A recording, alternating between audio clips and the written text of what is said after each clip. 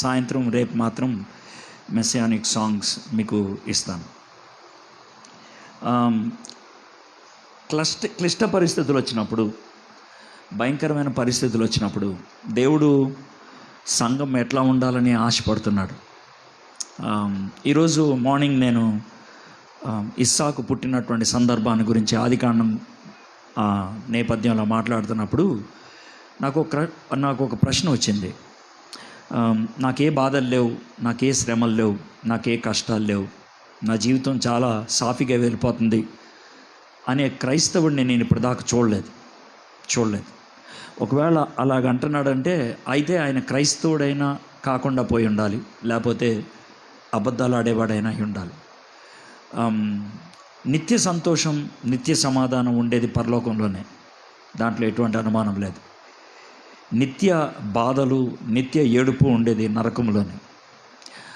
ఆ రెంటికి మధ్యలో మనం ఉన్నాం కాబట్టి మనకి రెండు ఉంటాయి. అలాంటి పరిస్థితుల్లో మన వ్యవహారం ఎలా ఉండాలి, ఇది మనకున్నటువంటి ప్రశ్న. వ్యక్తిగతంగా మనం ఎలా ఉండాలి, సంఘంగా ఉన్నప్పుడు మనం ఎలా ఉండాలి, దాన్ని మనం బైబిల్లోంచి కొన్ని వచనాల ద్వారా మనం నేర్చుకుందాం. ఒక స్టోరీ మీకు వినిపిస్తాను, అంటే బైబిల్లో ఉన్నదే. దాంట్లో అక్కడక్కడ కొన్ని పాయింట్స్ని మాత్రం స్ట్రెస్ చేసి ప్రస్తుత భారతదేశంలో ఉన్నటువంటి పరిస్థితుల్ని మీ ముందు ఉంచుతాను. బహుశా నేను ప్రతి సంవత్సరం వచ్చినప్పుడల్లా ఒక విధమైనటువంటి హెచ్చరికలాగానే చెప్తూ ఉన్నాను. చాలా మటుకు ఏదైతే హెచ్చరించడం జరిగిందో అది వాస్తవంలోకి వస్తాం మీరు చూస్తూ ఉన్నారు. నేనేదో పెద్ద ప్రవక్తనని చెప్పడం కాదు, I'm not a prophet. But దేవుని వాక్యాన్ని దేవుడిచ్చినటువంటి విచక్షణ బట్టి జ్ఞానం చేస్తూ ఉన్నప్పుడు వచ్చినటువంటి తలంపులు మీతో పంచుకోవటం జరుగుతూ ఉన్నది. ఓకే, సంఘం ఏ విధంగా వ్యవహరించాలి అన్న దాన్ని మనం అపోస్తల కార్యములు అనే గ్రంథంలో చూడగలుగుతాం. ఆ గ్రంథంలో ఉన్నటువంటి చిన్న భాగాన్ని మనం ధ్యానం చేద్దాం. మీకు తెలిసినట్లుగా అపోస్తల కార్యములు అనే గ్రంథాన్ని లూకా భక్తుడు రాశాడు. లూకా భక్తుడు 2 పుస్తకాలు రాశాడు. ఒకటి యేసయ్య జీవితం గురించి, దాన్ని మనం సువార్త అన్నాం. రెండోది యేసయ్య పునరుద్ధానుడైపోయిన తర్వాత యేసు ప్రభు శిష్యుల ద్వారా యేసయ్య తాను కొనసాగించిన పరిచర్య గురించి, అది అపోస్తల కార్యములు. యేసయ్య గురించి ఉన్నది సువార్త, యేసయ్య తన శిష్యుల ద్వారా కొనసాగించిన పరిచర్య గురించి అపోస్తల కార్యములో ఉంది. యేసయ్య జీవిత చరిత్ర 33 సంవత్సరాలు, అపోస్తల కార్యాల గ్రంథానికి 33 సంవత్సరాలు. రెండు రామారమి ఒకే టైం ఫ్రేమ్ని అవి కలిగి ఉన్నాయి. అది మనం అర్థం చేసుకోవాలి. సువార్తలో యేసు ప్రభుని హైలైట్ చేశాడు. అపోస్తల కార్యములో నా వంటి ఆదరణకర్తని ఇంకొకరిని మీకు పంపిస్తాను అని యేసయ్య చెప్పాడు కదా. ఆ ఆదరణకర్త అయినటువంటి ఆదరణకర్త అయినటువంటి పరిశుద్ధాత్ముడు ఏ విధంగా పరిచర్య చేశాడో మనకి ఒక నమూనా ఇచ్చాడు. గుర్తుపెట్టుకోండి, అపోస్తల కార్యములు అనే గ్రంథం చరిత్ర మాత్రమే కాదు, ఇట్స్ ఏ మోడల్, అదొక నమూనా, ఒక మాదిరి. ఎందుకనంటే మన సంఘ పరిస్థితులు ఒకవేళ గందరగోళంగా ఉంటే అపోస్తల కార్యములు అనే గ్రంథంలో అప్పట్లో వాళ్ళు ఎలా వ్యవహరించారో మనం తెలుసుకుంటే దాన్ని మన జీవితంలో అన్వయించుకోవడానికి వీలవుతుంది అన్నమాట. అందుకని ఇట్స్ ఏ మోడల్. మొత్తం 28 అధ్యాయాలు యేసుప్రభు వారు చనిపోయి తిరిగి లేచినప్పటి నుంచి పౌలు భక్తుడు రోమన్ జైల్లోకి వెళ్ళేటంత వరకు ఉన్నది. రమారమి 33 years 34 years ఉండొచ్చు, అది పరిస్థితి. అపోస్తల కార్యములు అనే గ్రంథంలో మొదటి 12 అధ్యాయాల్లో పేతురు పరిచర్య కనబడుతుంది. 13వ అధ్యాయం నుంచి పౌలు పరిచర్య కనబడుతుంది. ముఖ్యంగా వీళ్ళిద్దరిని స్టాల్వార్డ్స్ అని చెప్పాలి. పేతుర్ని ఇనాగ్రేషన్కి వాడుకున్నాడు, పౌల్ని సంఘాన్ని స్థిరపరచడానికి వాడుకున్నాడు. ఆరంభించడానికి వాడుకున్నాడు పేతుర్ని, స్థిరపరచడానికి వాడుకున్నాడు పౌల్ని. సో వాళ్ళిద్దరూ కూడా ఒకే పరిచర్య చేశారు, కానీ 2 కోణాల్లో చేసుకుంటూ వచ్చారు. వీళ్ళిద్దరూ వెళ్ళిపోయిన తర్వాత అప్పుడు యోహాను పరిచర్య ఆరంభమైంది. యోహాను పరిచర్య పడిపోయిన వాళ్ళని లేవనెత్తటం, జారిపోయిన వాళ్ళని వెనక్కి తీసుకురావటం, ఇది యోహాను చేసినటువంటి పరిచర్య. ఇది మనకి అర్థమైంది. వీళ్ళు ముగ్గురు రాసినటువంటి పుస్తకాలు కొత్త నిబంధనలో 90% కవర్ అయిపోతాయి. పేతురు భక్తుడు 2 పుస్తకాలు రాశాడు, 3 అని చెప్పాలి మార్కు సువార్తతో కలిపి. యోహాను 5 రాశాడు, పౌలు భక్తుడు 13 రాశాడు. కాబట్టి వీళ్ళు ముగ్గురు కలిసి 21 పుస్తకాలు రాశారు. So it's a huge contribution అనమాట. అందుకే వీళ్ళ ముగ్గురిని తొలి సంఘం యొక్క పిల్లర్స్ అంటారు, స్తంభాలు అని అంటూ ఉంటారు. అయితే పేతురు యోహాను కలిసి ఉన్నప్పుడు జరిగినటువంటి ఒక విషయం, దాని నుంచి మనం ధీటైనటువంటి ఒక జవాబుని ఈ ప్రస్తుత కాలంలో తెలుసుకుందాం. నేను కొన్ని హార్డ్ కోర్ క్వశ్చన్స్ వేస్తాను, అంటే చాలా కఠినంగా ఉంటాయి ఈ ప్రశ్నలు. ఆ ప్రశ్నలు ఒకవేళ మీరు సీరియస్గా తీసుకుంటే కనుక మరి ఎంత మటుకు మీరు సరితూగుతారు అనేది చూసుకోగలుగుతారు. ఓకే, యేసుప్రభు వారు చనిపోయి తిరిగి లేచి 40 రోజుల్లో తన శిష్యులందరికి కనబడి 40వ రోజు ఒలీవల కొండ మీదకి రమ్మని చెప్తే వచ్చారు. ఆయన చివరిగా ఆయన చెప్పాడు, నేను వాగ్దానం చేశాను కదా మీకు పరిశుద్ధాత్మని ఇస్తానని, నేను ఇస్తాను, మిమ్మల్ని బాప్తిస్మం ఇస్తాను పరిశుద్ధాత్మలు అని 5వ వచనంలో చెప్పాడు. మీరు ఇక్కడే ఉండండి, మీరు ఇక్కడ ఉంటే కనుక నేను పరిశుద్ధాత్మను పంపిస్తాను, అప్పుడు మీకు ధైర్యం వస్తుంది, మీకు స్తోమత వస్తుంది. అప్పుడు మీరు ఉన్న ఊరు యెరూషలేములో, మీరు ఉన్న రాష్ట్రం యోదయలో, మీ పక్క రాష్ట్రం సమరయలో, ఆ తర్వాత భూదిగంతాల వరకు కూడా మీరు వెళ్ళిపోతారు అని చెప్పాడు. ఆ మాట చెప్పి ఆయన ఆకాశంలోకి ఆరోహణమై వెళ్ళిపోతున్నాడు. శిష్యులు మాత్రం అదే విధంగా చూస్తూ ఉన్నారు. అప్పుడు 2 దేవదూతలు వచ్చి, ఏంటి అలా చూస్తున్నారు, ఆయన ఎలా వెళ్ళాడు, మళ్ళీ కొంతకాలం అయిన తర్వాత వస్తాడు, అలాగే మేఘాల మీద వస్తాడు, మీరు వెళ్ళిపోండి అని చెప్పారు. ఇంకా అప్పుడు వాళ్ళు యేసుప్రభు వారు చెప్పినట్లు యెరూషలేములో ఈ టెంపుల్ ఉంటుంది కదా, ఆ టెంపుల్ హాల్లో బహుశా ఒక రూమ్ లాంటిది తీసుకొని ఉంటారు. అక్కడ వాళ్ళు వేచి ఉన్నారు. 10 days ఉన్నారు. ఈ 10 daysలో ఇస్కరియోతు యోధా చచ్చిపోయాడు కాబట్టి ఆయన రిప్లేస్మెంట్గా వాళ్ళు ఓట్లేసి మత్తయిని ఏర్పరచుకున్నారు. ఇది 1వ అధ్యాయం. ఇక 2వ అధ్యాయంలోకి వచ్చేటప్పటికి వాళ్ళు 10 రోజులు అయిపోయింది. అప్పటికి ఆ 10వ రోజున వాళ్ళు యథావిధిగా పొద్దున్నే లేచి ప్రార్థన చేస్తూ ఉన్నారు. మార్నింగ్ అంటే బిఫోర్ 9 o'clock వాళ్ళు ప్రార్థన చేస్తూ ఉన్నారు. 6 to 9 అని చెప్పాలి. వాళ్ళు ప్రార్థన చేస్తూ ఉన్నారు. ఇంతలోకి సడన్గా పెద్ద గాలి వచ్చింది. తర్వాత నాలుకల్లాంటి ఏంటో పైనుంచి రావటం జరిగింది. తర్వాత వీళ్ళని ఆ అగ్ని వంటి నాలుకలు తాకినప్పుడు, ఆ గాలి వాళ్ళు ఫీల్ అయినప్పుడు, పెద్ద సౌండ్ వాళ్ళ చెవుకి వినబడినప్పుడు వాళ్ళు నోరు తెరిచి దేవుణ్ణి ఆరాధించడం మొదలుపెట్టారు. తర్వాత వీధుల్లోకి వెళ్ళిపోయి వాళ్ళు మాట్లాడటం మొదలుపెట్టారు. ఏం మాట్లాడుతున్నారో వీళ్ళకి తెలియదు, ఏం మాట్లాడుతున్నారో మాట్లాడే వాళ్ళకి తెలియదు, కానీ వినే వాళ్ళకైతే అర్థమైపోతుంది. వాళ్ళు అదే విధంగా వింటూ ఉన్నారు. కొద్దిసేపు అయ్యేటప్పటికీ ఒక 3,000 మంది యేసు ప్రభుని మేము వెంబడిస్తాం అని చెప్పారు. పేతురు, యోహాను వీళ్ళందరూ కలిసి వాళ్ళకి బాప్తిస్మం ఇచ్చారు. ఇంకా అప్పటి నుంచి వాళ్ళు ప్రతిరోజు సంఘానికి రావటం, దేవుని వాక్యాన్ని వినటం, కలుసుకున్నప్పుడల్లా రొట్టె విరవటం, ఇది నడుస్తూ ఉన్నది. ఇది 2వ అధ్యాయం. బహుశా ఇది జరిగి ఒక వారం 10 రోజులు, మ్యాక్సిమం 1 రోజులు అయిన ఉంటుంది. రోజు వీళ్ళకి అలవాటు, ఎవరికి, యేసుప్రభు వారి యొక్క శిష్యులకి, వాళ్ళు ఎర్లీ మార్నింగ్ అంటే 3 గంటల నుంచి 6 గంటల మధ్యలో, అంటే అప్పుడే చీకటి విడిపోయేటువంటి టైం అన్నమాట, కోడి కూసేటువంటి టైం. ఆ టైంలో మందిరానికి వెళ్ళి ప్రార్థన చేసుకోవటం వాళ్ళకి అలవాటు. పేతురు, యోహాను పొద్దున్నే 3:30 ఆ టైంలో వాళ్ళు యెరూషలేం ఆలయానికి వెళ్తూ ఉన్నారు. యెరూషలేంకి ఆలయానికి చాలా గుమ్మాలు ఉంటాయి. ఏ గుమ్మంలో పడితే ఆ గుమ్మంలో మనం వెళ్ళిపోకూడదు. యాజకులు వెళ్ళటానికి ఒక గుమ్మం ఉంటుంది, మగోళ్ళు వెళ్ళటానికి ఒక గుమ్మం ఉంటుంది, ఆడోళ్ళు వెళ్ళటానికి ఒక గుమ్మం ఉంటుంది. సో ఈ విధంగా వేరు గుమ్మాలు ఉంటాయి. ఆ గుమ్మంలో ఒక గుమ్మం దగ్గర ఒక అతను బయట కూర్చొని అడుక్కుంటూ ఉన్నాడు. అతను పేతురు, యోహాను చూసి, కొంచెం భారీగా ఉండుంటుంది శరీరం, డబ్బున్న వాళ్ళు అనుకున్నాడేమో, బాబు కొంచెం ఏమన్నా ఇస్తారా మాకు అని అడిగారు. అడిగితే పేతురు యోహాను మా దగ్గర డబ్బులు ఏముంటాయి, ఏమి లేవు అని అతను ఇంకా చాలా సీరియస్గా చూసి యేసు ప్రభు నామంలో లేచినాడు అని అన్నాడు అని చెయ్యి అందిస్తే వాడు టక్కన లేచి నుంచున్నాడు.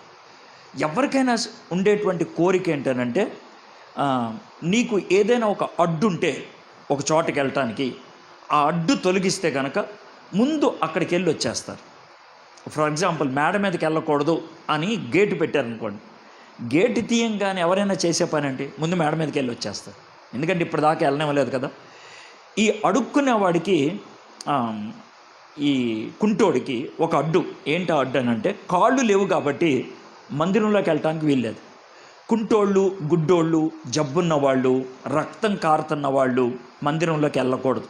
అప్పట్లో ఉన్నటువంటి రూల్ అది. కాబట్టి అతను ఎప్పుడు బయటే ఉండేవాడు. 40 ఏళ్ళు అతనికి, 40 ఏళ్ళు. బహుశా నేను అనుకుంటాం 25-30 సంవత్సరాల నుంచి అక్కడ అడుక్కుంటూనే ఉన్నాడు. ఇది ఆయన పరిస్థితి. అయితే ఆయన లోనికి వెళ్తే యాజకుడు చూసి ఉంటాడు. రై, ఎందుకు వచ్చారు నువ్వు అని అన్నాడు. సార్, కాళ్ళు వచ్చేసాయి సార్.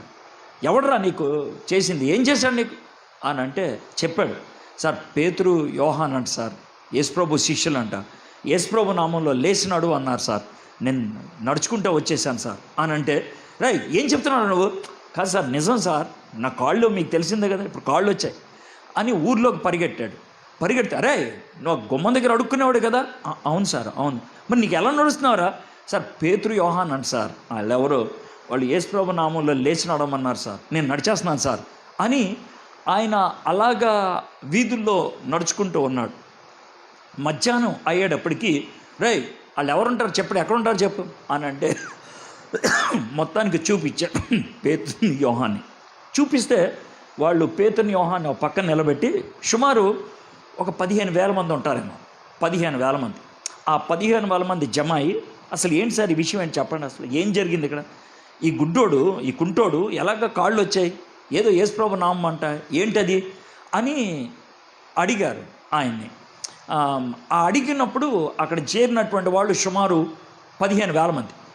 ఎలా చెప్తారు సార్ 15,000 మంది అని అంటే, గుర్తుపెట్టుకోండి, జనాభా లెక్కలేయడానికి ఒక్కొక్కరికి ఒక్కో పద్ధతి ఉంటుంది, ఒక్కొక్కరికి ఒక పద్ధతి. ఒక ఎగ్జాంపుల్ చెప్తాను చూడండి. ఈ మధ్యకాలంలో మేము కొండల ప్రాంతాలకు వెళ్ళాం. అక్కడ పరిచర్య చేయడానికి చాలా దూరం నడవాలి.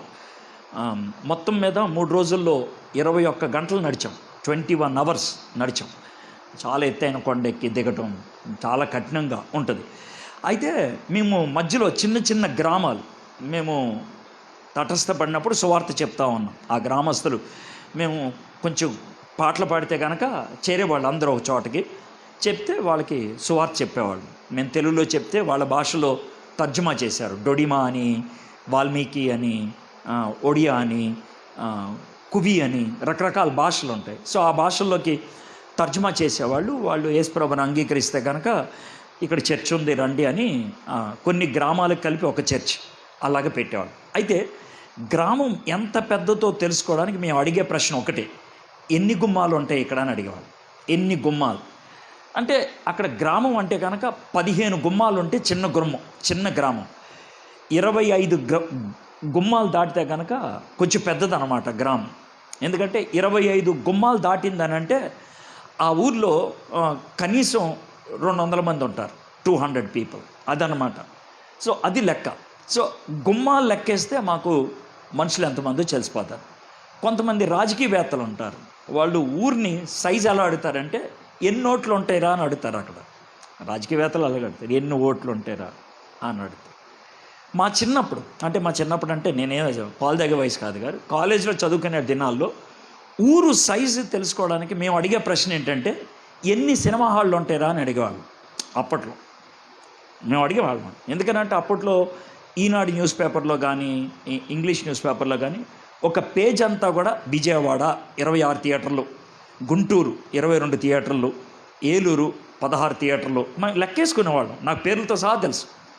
అది పరిస్థితి. సో ఊరు పెద్దది ఎప్పుడవుద్దంటే థియేటర్లు ఎక్కువైతాయి. సో దాన్ని బట్టి ఊరు సైజు తెలుస్తుంది. నేను ఎందుకని ఈ మాటలు చెప్తున్నానంటే ఒక్కొక్కరికి ఒక్కో పద్ధతి. గుమ్మాలు లెక్క కొంతమందికి, ఓట్లు లెక్క కొంతమందికి, సినిమా థియేటర్లు లెక్క కొంతమందికి, కానీ యూదులకి మొగోళ్ళు లెక్క.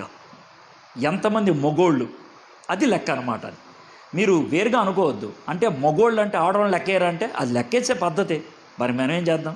వాళ్ళనే కనీసం మంచోళ్ళు, మగోళ్ళని లెక్కేశారు. వీళ్ళైతే గుమ్మాలే లెక్కేస్తున్నారు. ఇక వాళ్ళైతే ఓట్లే లెక్కేస్తున్నారు. వీళ్ళు ఇంకా మరీ నీచ నికృష్టులు, సినిమా హాల్ లెక్కేస్తున్నారు. వాళ్ళకంటే వాళ్ళు బెటరే కదా మగోళ్ళు లెక్కేయటం. అది వాళ్ళ పద్ధతి. అది ఆ పద్ధతిలో లెక్కేసి చెప్తారన్నమాట. సో సుమారు 15,000 మంది అని ఎందుకు చెప్తున్నానంటే, ఈ సన్నివేశం అయ్యేటప్పటికి 5,000 మంది యేసుప్రభుని అంగీకరించారు.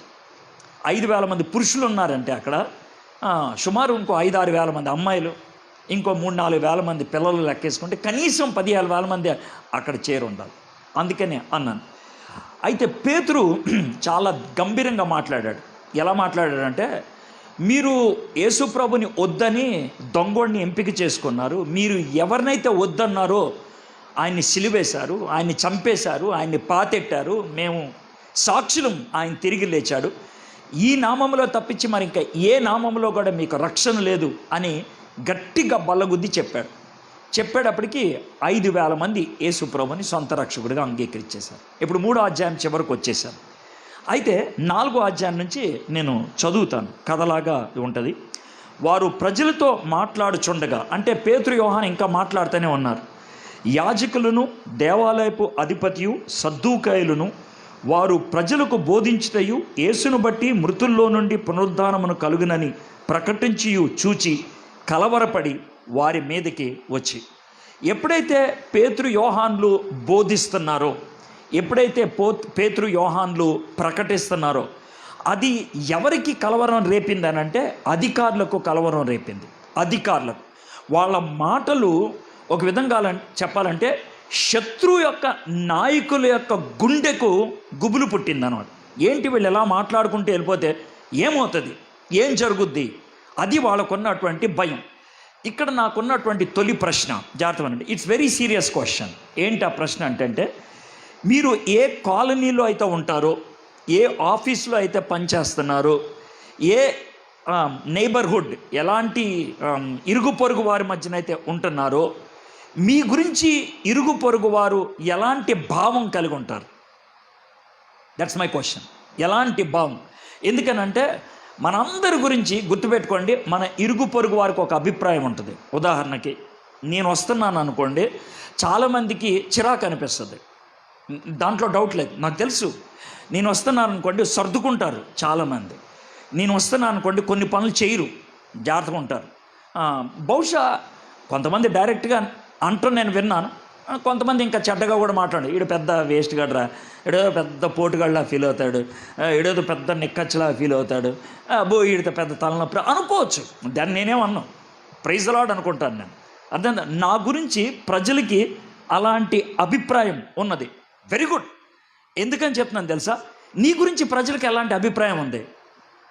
ఈ వస్తే ఏమవుదలే, మందు కొడతామా, ఏం కూడా కొంచెం ఇవ్వచ్చు అనుకుంటున్నారా? జబర్దస్త్ చూస్తుంటే ఈవిడ వచ్చాడు, పర్లేదులే ఈవిడ కూడా చూస్తాడు చూడే అని మనం కూడా ఆవిడ చెప్పచ్చా? I'm serious. మీ గురించి ప్రజలకి ఎలాంటి అభిప్రాయం ఉంటుంది?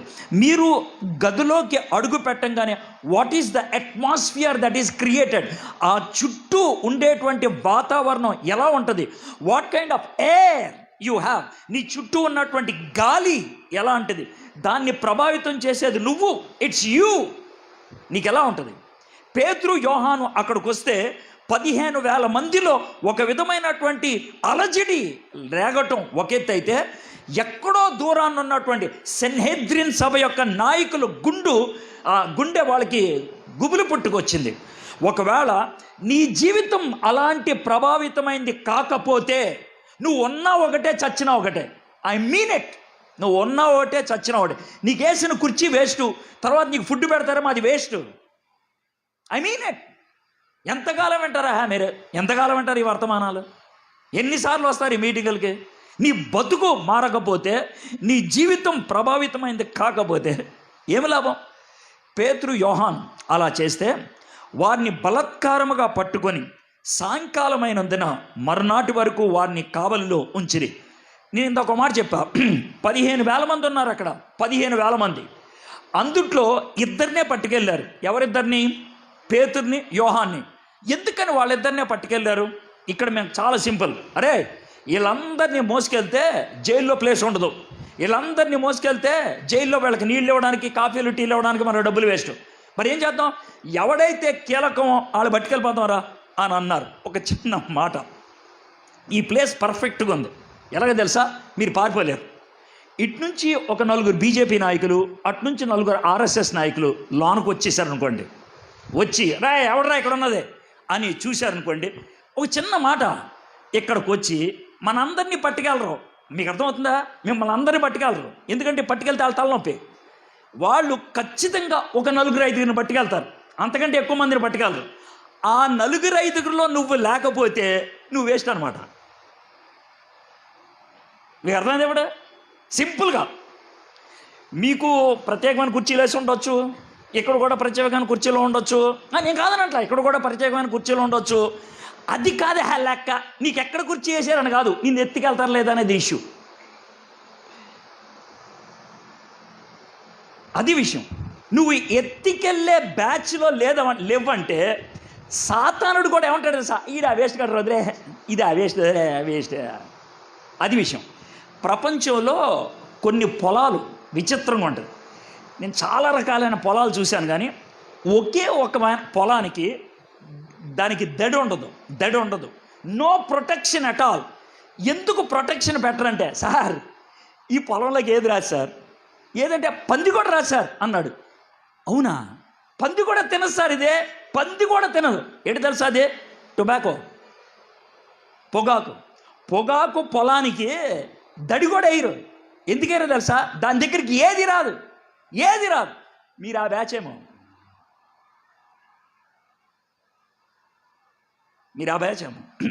ఒకవేళ ఆ బ్యాచ్ అయితే ఇంకేం చేయగలం మనం, దడి కూడా అవసరం. అర్థమైందా, ప్రభా నన్ను కాపాడంటే ఏంటి తొక్క కాపాడేది, నిన్ను ఎవడు పట్టుకుంటాడు రా, సాతాను గాడే నిన్ను వేస్ట్ అన్నాడు. ఇంకెవడు పట్టుకుంటాడు నిన్న, నీ ఎవడొస్తాడు నీ జోలికి, ఎవ్వడు రాడు. సాతానుడు కూడా నీ జోలికి రాడు. ఏనంటే వేస్ట్ దానివి. అది విషయం. నేను ఎందుకని ఈ మాట చెప్తానంటే, మన దేశంలో ఎలాంటి పరిస్థితి వస్తుందనంటే, ఎత్తికి ఏరి పట్టుకొని వెళ్ళిపోతున్నారు. దాంట్లో డౌట్ లేదు. ఎత్తికి ఏరి పట్టుకొని వెళ్ళిపోతున్నారు. సోషల్ మీడియాలో ఎవరు మాటలు, ఇప్పుడు కొంతమంది సోషల్ మీడియాలో రోజుకి ఒక డైలాగ్ పెడతాడు, రోజుకి ఓ మెసేజ్ పెడతాడు. పట్టించుకోరు. ఎందుకు తెలుసా, వాడు చెప్పేది సొల్లు. ఎక్కువసేపు సోషల్ మీడియాలో ఉంటే కాదు నీకు పలుకుబడి వచ్చేది. నువ్వు మాట్లాడే మాట ప్రజల గుండెల్లో గుచ్చుకుంటే అది పనిచేస్తుంది. సోషల్ మీడియా అవ్వచ్చు, ఎక్కడైనా సరే. కాబట్టి ఎత్తుకుతున్నారు. ఈరోజు మనం అడగాల్సిన ప్రశ్న ఏంటనంటే, will I be among those 5? ఇక్కడ ఒక 5 ఎత్తికెళ్తారు అని అంటే, ఆ 5లో నేను ఉంటానా? ఇఫ్ ఐఎమ్ నాట్ దేర్, నేను అందుట్లో లేకపోతే వేస్ట్ కాండి. సాతానుడు కూడా నన్ను లెక్కేయట్లేదని అర్థం. నెక్స్ట్ ఏం చూద్దాం, 4వ వచనం. వాక్యం వినిన వారిలో అనేకులు నమ్మిరి, వారిలో పురుషుల సంఖ్య ఇంచుమించు 5,000 ఆయన. వదిలేసిన వాళ్ళు బిలీవర్స్ కూడా ఉన్నారు. గుర్తుపెట్టుకోండి, 5,000 మంది విశ్వాసులు ఉన్నారు. వాళ్ళని తీసుకెళ్ళా. నువ్వు విశ్వాసివే, హలో, నువ్వు అవిశ్వాసివి నరకానికి వెళ్తున్నావు అని నేను చెప్పట్లా. అది కాదు నా ఉద్దేశం. నువ్వు విశ్వాసి అయినా పనికి మాలిన విశ్వాసి, వేస్ట్ విశ్వాసి, పరలోకంలోకి వెళ్ళే విశ్వాసి, అంతే. భూమి మీద ఎలాంటి ప్రభావం చూపలేనటువంటి విశ్వాసి. కానీ 2 వ్యక్తులు మాత్రం పట్టుకొని వెళ్ళిపోయారు. 2 వ్యక్తుల్ని సాయంత్రం పట్టుకొని వెళ్ళిపోయి వాళ్ళని జైల్లో పడేశారు. పొద్దున్న దాకా ఆగారు. పొద్దున్న అయిన తర్వాత 5వ వచనం. మర్నాడు వారి అధికారులను, పెద్దలను, శాస్త్రులను యెరూషలేములో కూడుకొనిది. ప్రధాన యాజకుడైన అన్నయ్య, కైఫయ, యోహానును, అలెగ్జాంద్రును, ప్రధాన యాజకుని బంధువులందరూ వారితో కూడా ఉండిరి.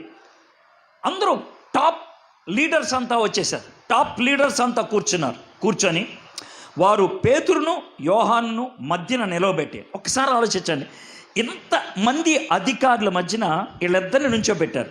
ముందు 2 ఎత్తుకొని వచ్చారు. రాత్రంతా వాళ్ళని జైల్లో పెట్టారు. ఫుడ్ పెట్టారో లేదో తెలీదు, నీళ్ళు ఇచ్చారో లేదో తెలీదు, దుప్పటిచ్చారో లేదో తెలీదు, పడుకున్నారో లేదో తెలీదు. తెల్లవారుజామున వాళ్ళిద్దరినీ కూడా ఈ అందరూ చుట్టూ కూర్చొని ఎదురు నిలబెట్టారు. నేను అడిగే ప్రశ్న ఏంటంటే, will you get such an opportunity? అలాంటి అవకాశం నీకు దొరుకుద్దా? అలాంటి అవకాశం దొరికితే నువ్వు ఎలా రియాక్ట్ అవుతావు, ఏం చేస్తావు? చూద్దాం. వారు పేతురుని యోహాను మధ్య నిలబెట్టి, మీరు ఏ బలము చేత ఏ నామమును బట్టి దీన్ని చేసి తిరని అడగగా, వాళ్ళు అడిగిన క్వశ్చన్ చాలా అద్భుతమైంది. ఎందుకనంటే 40 సంవత్సరాలుగా ఉన్నటువంటి వ్యక్తి, కుంటోడు అని ఆ ఊరంతా కూడా ఎస్టాబ్లిష్ అయిపోయినటువంటి వ్యక్తి, వాడు కుంటితనం నుంచి బయటపడినటువంటి వాస్తవాన్ని కాదనలేక వాళ్ళు అడిగినటువంటి స్ట్రైట్ ఫార్వర్డ్ క్వశ్చన్ ఏంటంటే, అయ్యా ఇక్కడ ఇది అద్భుతం, నేను కాదనట్లా, ఈ అద్భుతం వెనకాల ఉన్న శక్తి ఏంటి? What is the power behind this? అది మాకు చెప్పండి. నీ వెనకాల ఎవడున్నాడు? మీ ఇద్దరి వెనకాల ఎవరున్నారు? దీంతో నాకు ఏమర్థం అవుతుందంటే, దేవుని యొక్క శక్తిలో నడిచేటువంటి వాడు తనని తాను చూపించుకోడు, తన వెనకాల ఉన్న శక్తిని కనపరుస్తాడు. ఇది అన్యులు, వీళ్ళు విశ్వాసులు కాదు. వీళ్ళు విశ్వాసులు. అన్యులు అన్నప్పుడు నా ఉద్దేశం అది. అంటే మీరు కొంతమంది థియాలజికల్గా ఆలోచించి వీళ్ళు యూదులు కదా అంటే, నా ఉద్దేశం అలా కాదు. They are not believers. ఆ బిలీవర్స్ కాని వాళ్ళు, అరే నువ్వు చేయలేదు నాకు తెలుసు, ఇది నీ శక్తి కాదు నాకు తెలుసు, నీ యొక్క పరపతి కాదు నాకు తెలుసు, how could you do this? ఎలా చేసావు? How could you do this? అయితే ప్రస్తుత ప్రపంచంలో దానికి ఎంత భిన్నంగా కనబడుతుందో తెలుసా? కాస్త పేరు వస్తే చాలు, వాడికి ముందు 4 టైటిల్స్, వాడికి వెనకాల 4 టైటిల్స్ పెట్టుకుంటారు. అర్థమైందా? బిషప్పు, అపోస్తులుడు, సుత్తి, శానం అన్నీ. అంటే ఏంటంటే, నేను చేశా, నేను, ఇది నాది, ఇది నాది. That's what they think. Degree లేకుండా వాడిని పరిచయం చేసుకోరు, ముందు ఏమి తగిలించుకోకుండా పరిచయం చేసుకోరు. They cannot. ఎందుకనంటే ఇట్స్ మీ, ఇది నేను చేసింది. కానీ పేతురు యోహాను అలాగ ప్రవర్తించలేదు. వాళ్ళ ప్రవర్తన ఎక్కడ బయటపడుతుందంటే, వాళ్ళని అడిగినటువంటి ప్రశ్న, ఏ శక్తితో ఇది చేశారు చెప్పండి అంటే, దేవుడు జరిగించుకునేది నీ ద్వారానే, కానీ ఇది చూపించుకునేది తనని. దేవుడు జరిగించుకునేది నీ ద్వారానే, కానీ చూపించుకునేది తనని. ఎంత విచిత్రం, ఎంత విడ్డూరం అంటే, దేవుడు కష్టపడి నిన్ను వాడి ఒక అద్భుతాన్ని, ఒక చక్కటి వర్తమానాన్ని, ఒక సాక్ష్యాన్ని నీ జీవితం ద్వారా ప్రజల మధ్యకి వదిలితే, దేవుణ్ణి మసిపూసి కప్పేసి నువ్వు చూపించుకోవటం, దేవుడికి చెందాల్సిన మహిమను నువ్వు పొందాలి అనుకోవటం. కొంతమంది అసలు కనబడిన కొంతమంది దేవుణ్ణి మూసేస్తారు. కానీ పేతురు యోహాను అలా లేరు, దేవుణ్ణే చూపించారు. అయితే అప్పుడు ఏమన్నారు చూడండి, పేతురు పరిశుద్ధాత్మతో నిండిన వాడై. చాలా క్లియర్గా కనబడుతుంది ఏంటంటే, పేతురు పరిశుద్ధాత్మతో నిండిన వాడై. ఆత్మతో నిండితే ఊగిపోవాలి, ఆత్మతో నిండితే భాషలు మాట్లాడాలి. నేను భాషలు మాట్లాడతాం అనే దానికి విరోధిని కాదు, అస్సలు కాదు. భాషలు మాట్లాడేవాళ్ళు నా మిత్రులు చాలామంది ఉన్నారు. వాళ్ళతో కలిసి ప్రార్థనలో గడిపిన సన్నివేశాలు చాలా ఉన్నాయి. అద్భుతాలకి నేను వ్యతిరేకిని కాదు. ప్రార్థన చేస్తున్నప్పుడు అద్భుతాలు జరిగినటువంటి సన్నివేశాలు నా కళ్ళ ముందు నేను చూశాను. దెయ్యాల నుంచి విడుదల పొందిన వాళ్ళని నేను చూశాను, నాకు తెలుసది, ఐ నో ఇట్. నేను విరోధిని కాదు. కానీ ఒక విపరీతమైనటువంటి ఆలోచన తెచ్చిపెట్టుకున్నారు. ఏంటి ఆ విపరీతమైనటువంటి ఆలోచన అని అంటే కనుక, ఇక పరిశుద్ధాత్మతో నిండితే కనుక వాళ్ళు ఖచ్చితంగా ఇలాంటి పనులు చేయాల్సిందే అని చెప్తూ ఉన్నారు. ఏమన్నాడు? పేతురు పరిశుద్ధాత్మతో నిండిన వాడే ఇట్లన్నాడు, ప్రజల అధికారులారా, పెద్దలారా, ఈ దుర్బలునికి తాను ఉపయోగించిన టైటిల్ సూపర్ అనిపించింది. వీడు వేస్ట్ గాడు. ఈ దుర్బలునికి చేయబడిన ఉపకారము గురించి వాడు దేని వలన స్వస్థత పొందినని నేడు మమ్మని విమర్శించుచున్నారు గనుక, ఒక దుర్బలుడు, ఒక అనామకుడు, ఒక పనికిమాలిన వాడు, ఒక నిరుపయోగమైన వాడు, సమాజం వీడు పోతే ఎంత ఉంటే ఎంత అనుకునేటువంటి వ్యక్తి, now he became the centre of attraction. ఇప్పుడు మీకు అర్థమవుతుందా? సార్, నాకు పెద్ద అటెన్షన్ లేదు, నాకు పెద్ద ఐడెంటిటీ లేదు, నాకు పెద్ద విలువ లేదు అని అనుకోవచ్చు. But who knows, God can use you. దేవుడు నిన్ను వాడుకోవడానికి అవకాశం ఉంది. God can use you. దేవుడు వాడుకుంటే ఆ కార్యం ఎంత భయంకరంగా ఉంటుందో చూడండి. ఒరిస్సా బోర్డర్లో తబ్బేరా అనేటువంటి ఊరు ఉంది. అది ఒరిస్సా సైడ్ ఉంటుంది. ఆంధ్ర నుంచి 2 కిలోమీటర్ల దూరంలో ఉంటుంది అంతే. ఒక చిన్న నది ఉంటుంది. ఆ నదిలో నీళ్ళలోంచి నడుచుకుంటూ వెళ్ళాలి. నడుచుకొని అవతల, ఇంకా వేరే మార్గం లేదు, అవతలకి వెళ్ళి అక్కడ వాక్యం బోధిస్తూ ఉన్నాం. ఇది వరకు 2-3 సార్లు అక్కడికి వెళ్ళినప్పుడు ఎవరు రాలా, కానీ ఇప్పుడు చాలామంది వచ్చారు. చాలామంది 70 గుమ్మాలు ఉన్నటువంటి ఆ ఊర్లో చాలామంది వచ్చి వాక్యం వింటూ ఉన్నారు. ఎందుకు వింటున్నారు అని అన్నప్పుడు ఆ ఊర్లో జరిగినటువంటి ఒక అద్భుతం కారణం అనే విషయం అర్థమైంది. సుమేరా అనేటువంటి ఒక ఆయన ఉన్నాడు. సుమేరా అనేటువంటి ఆయన ఆంధ్ర ఒరిస్సా బార్డర్ ఆ ప్రాంతానికి దల్కి wing commander, Naxal wing commander. 8 మందిని చంపేశాడు ఆయన. ఒక వ్యక్తిని చంపి తలకాయ పట్టుకొని ఊరంతా తిరిగాడు ఆయన. అలాంటోడు వాడు మారుమనసు పొందాడు. వాడు మారుమనసు పొందడానికి ఎవరు సార్ సువార్త చెప్పింది? ఎడ్వర్డ్ విలియం గారా? అస్సలు కాదు. ఇంకెవరు నా పెద్దోళ్ళ? కాదు. నిన్నగాక మొన్న రక్షింపబడినటువంటి వ్యక్తి, ఫిబ్రవరి నెలలో భీమవరంలో జరిగిన మీటింగ్లో రక్షింపబడిన వ్యక్తి కూర్చోబెట్టి చెప్తే వాడు మారుమనసు పొందాడు. అంతే. ఒక చిన్న వ్యక్తి చెప్తే వాడు మారుమనసు పొందాడు. వాడు నుంచొని, వాడు నిన్నగాక మొన్న కదా మారుమనసు పొందింది, అర్థమైందా? వాడు చెప్పే మాటలు వింటూ ఉంటే, అంటే ఆడేదో ఒడియా భాషలో మాట్లాడుతున్నాడు, పక్కనున్న వాడు ఏం చెప్తున్నాడు రా చెప్పండి రా అంటే చెప్తా ఉంటే నాకు నవ్వు వచ్చింది. రాయ్ నేను అన్నట్టు మీకు తెలుసు కదా, రే 8 మందిని లేపేశాను తెలుసు కదా, పేక పట్టుకొని తిరిగాను, జాగ్రత్త వినండి నేను మార్పు చెందాను. మీరు వింటే సరే సరే, పిచ్చి పిచ్చి ఆశాలు వేస్తే మరి ఇలాగే చెప్తున్నాడు వాడు. అది సువార్త. ఇప్పుడు నీకు అర్థమైందా? వాడు సువార్త పిచ్చి పిచ్చి ఆశాలు వేస్తే మరి అది వినండి, విని కూర్చోండి అని అంటే ఎవడే అంటాడు? అంటే నాకు ఎట్లా అనిపించిందంటే, ఒక వ్యక్తిని దేవుడు కాన్సన్ట్రేట్ చేస్తే ఆ వ్యక్తి యొక్క ప్రభావం ఎంత దూరం వెళ్తుంది ఖచ్చితంగా మాకు తెలుసు. వాడు ఆ ఏరియా మొత్తాన్ని దున్నేస్తాడు కొన్ని రోజుల్లో. ఏరియా మొత్తాన్ని హీ విల్ ఇంపాక్ట్, చాలా ఖచ్చితంగా ఇంపాక్ట్ చేస్తాడు. కాబట్టి ఇక్కడ దేవుడు చూశాడు, ఈ కుంటోడు గనక మార్పు చెందితే, ఈ కుంటోళ్ళలో ఒక అద్భుతం జరిగితే అది ఒక తుఫాను రేపొద్ది, ఒక తుఫాన్. There will be a typhoon. నా జీవితం అలాంటిదే. My life was like that. నా లైఫ్ అలాంటి. దేవుడు నన్ను ఎందుకు కాన్సన్ట్రేట్ చేశాడు? వీడిని గనక నేను పట్టుకుంటే through him I can reach. దేవుడు సౌల్ని ఆ విధంగా పట్టుకున్నాడు. మరి నిన్ను పట్టుకున్నాడా లేదా? ఇప్పుడు నేను అడుగుతున్న ప్రశ్న. ఇందాక చెప్పాను సాతానికి వేస్ట్ అనిపించామని, ఇప్పుడు దేవుడికి కూడా వేస్ట్ అనిపిస్తున్నాం మనం. సీరియస్, చాలా సీరియస్ అడుగుతున్నాను. ఎందుకు నీ జీవితంలో కార్యం జరగట్లా? ఎందుకు నీ జీవితంలో మార్పు కలగట్లా? ఎందుకు దేవుడు నీ జీవితంలో ఒక పని చేయాలి అని పూనుకోవట్లేదు? వేస్ట్ ఏమో నువ్వు. You might be a waste. ఒకవేళ అలాంటి జీవితం అయితే why don't you think seriously? చస్తే సచ్చా, బతికిదా నీకోసం బతకాల. If you are of that attitude, అలాంటి వైఖరి ఉంటే probably God will use you. దేవుడు వాడుకోవడం మొదలు పెడతాడేమో. 10వ వచనం, మీరందరూ ఇశ్రాయేలు ప్రజలందరూ తెలుసుకోవాల్సింది ఏమనగా, మీరు సిలువ వేసినట్టు, మృతుల్లో నుండి దేవుడు లేపినట్టు, నజరేయుడైన యేసుక్రీస్తు నామమునే వీడు స్వస్థత పొంది మీ ఎదుట నిలుచున్నాడు. ఇది అసలు భయంకరం అన్నమాట.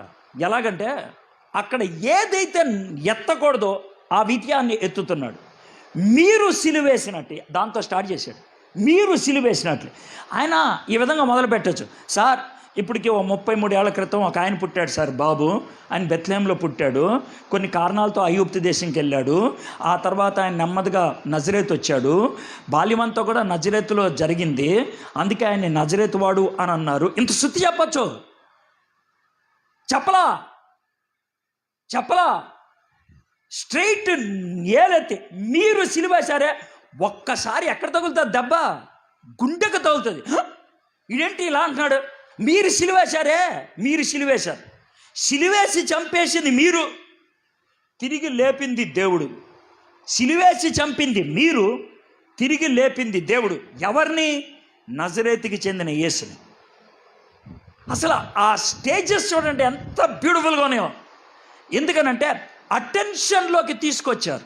చాలామంది సువార్త చెప్పేటప్పుడు, దేవుడి గురించి చెప్పినప్పుడు అంటకుండా చెప్పడానికి ప్రయత్నం చేస్తారు. వాళ్ళు హర్ట్ అవుతారేమో, వాళ్ళు బాధపడతారేమో, మళ్ళీ రారేమో. మనం అలా చెప్పకూడదు. అండి మీరు అలా చేయదలుచుకున్నారా? పర్లేదండి, చేయొచ్చు. కొన్ని రోజులు అయిన తర్వాత మీరే నెమ్మదిగా మారుతారులే. ఏం అలా అని అలా కాదు, దాన్నే తెలివితేటలు అంటారు. ఒకేసారి చెప్పేస్తే వాళ్ళు వెళ్ళిపోరు. కొంచెం నెమ్మది చెప్పాలా, సుత్తేం కాదు.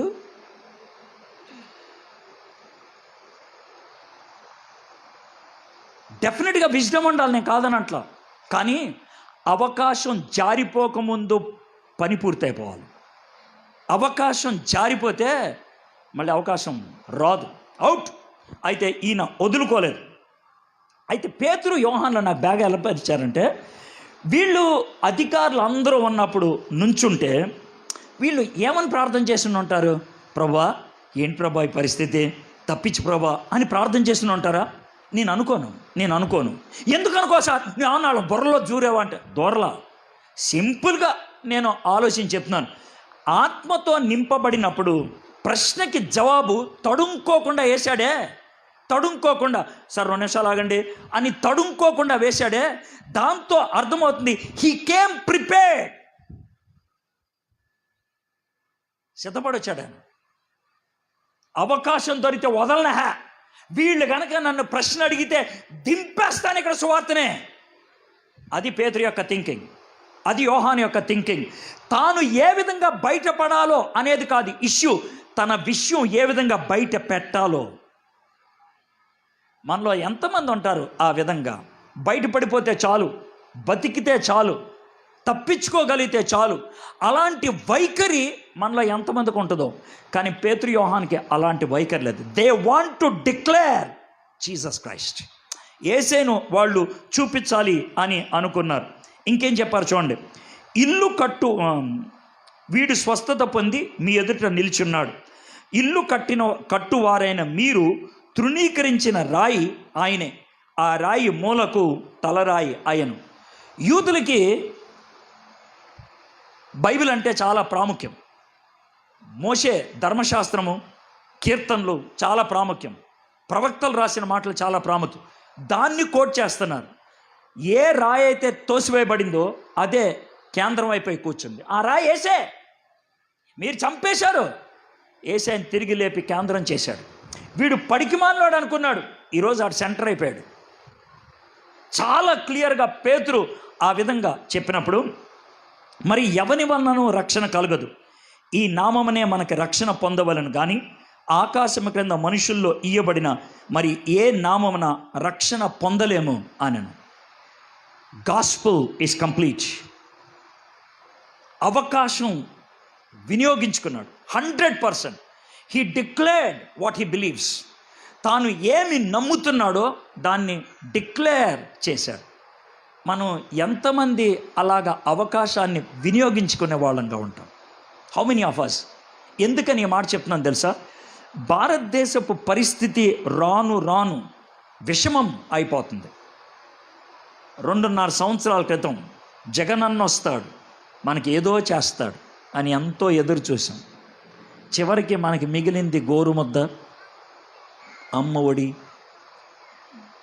తప్పించి ఇంకేమీ లేదు. మన గోరు ముద్ద పెడతాడు. గోరుతో ముద్ద పెడితే ఎంతకాలం తింటామే మనం? అదే మిగిలింది, గోరు ముద్ద, అమ్మ ఒడి. ఆకలేస్తుందా, అమ్మఒడిలో పడుకో, అంతే. ఆకలేస్తుందా, గోరు ముద్దలు పెడతా. ఎంత పెడతావురా గోరు ముద్దలు? చివరికి మన పరిస్థితి అది. అన్నొచ్చేస్తున్నాడు, ఇకేం లేదు, మనం రెచ్చిపోవచ్చు అనుకున్నాడు. ఏం మిగిలింది? ఆయన గెలిస్తే ఏమవుతుందో కూడా చెప్పాను నేను ముందే. జరిగింది ఇప్పుడు. అది పెద్ద పొడి చేస్తాడు అనుకున్నాడు, ఏం చేయలే. జరగదు. ఇప్పుడు నెక్స్ట్ ఆయనే వస్తాడు, వీళ్ళకి కాదని అట్లా. కానీ మెజారిటీ కూడా రాదు ఇప్పుడు. ఏదో అట్లట్లా గెలుచుకుంటూ వస్తాడు. పూర్తి మెజారిటీ వస్తేనే ఏం చేయలేదు, అట్టట్టు వస్తే ఇంకేం చేస్తాడు ఆయన? చేయడు. ఈ బీజేపీ ఉన్నా బాగుండేది, కనీసం రోడ్లన్నీ వేస్తారు. ఆయన అది కూడా ఈడు. ఇది ప్రభుత్వానికి వ్యతిరేకంగా మాట్లాడిన మాటలు కాదు, పరిస్థితులను బట్టి మీతో మాట్లాడుతున్న మాటలు. మీరు నమ్ముకోవాల్సింది ప్రభుత్వాలను కాదు, మీరు నమ్ముకోవాల్సింది అధికారులను కాదు, మీరు నమ్ముకోవాల్సిన దేవుణ్ణి.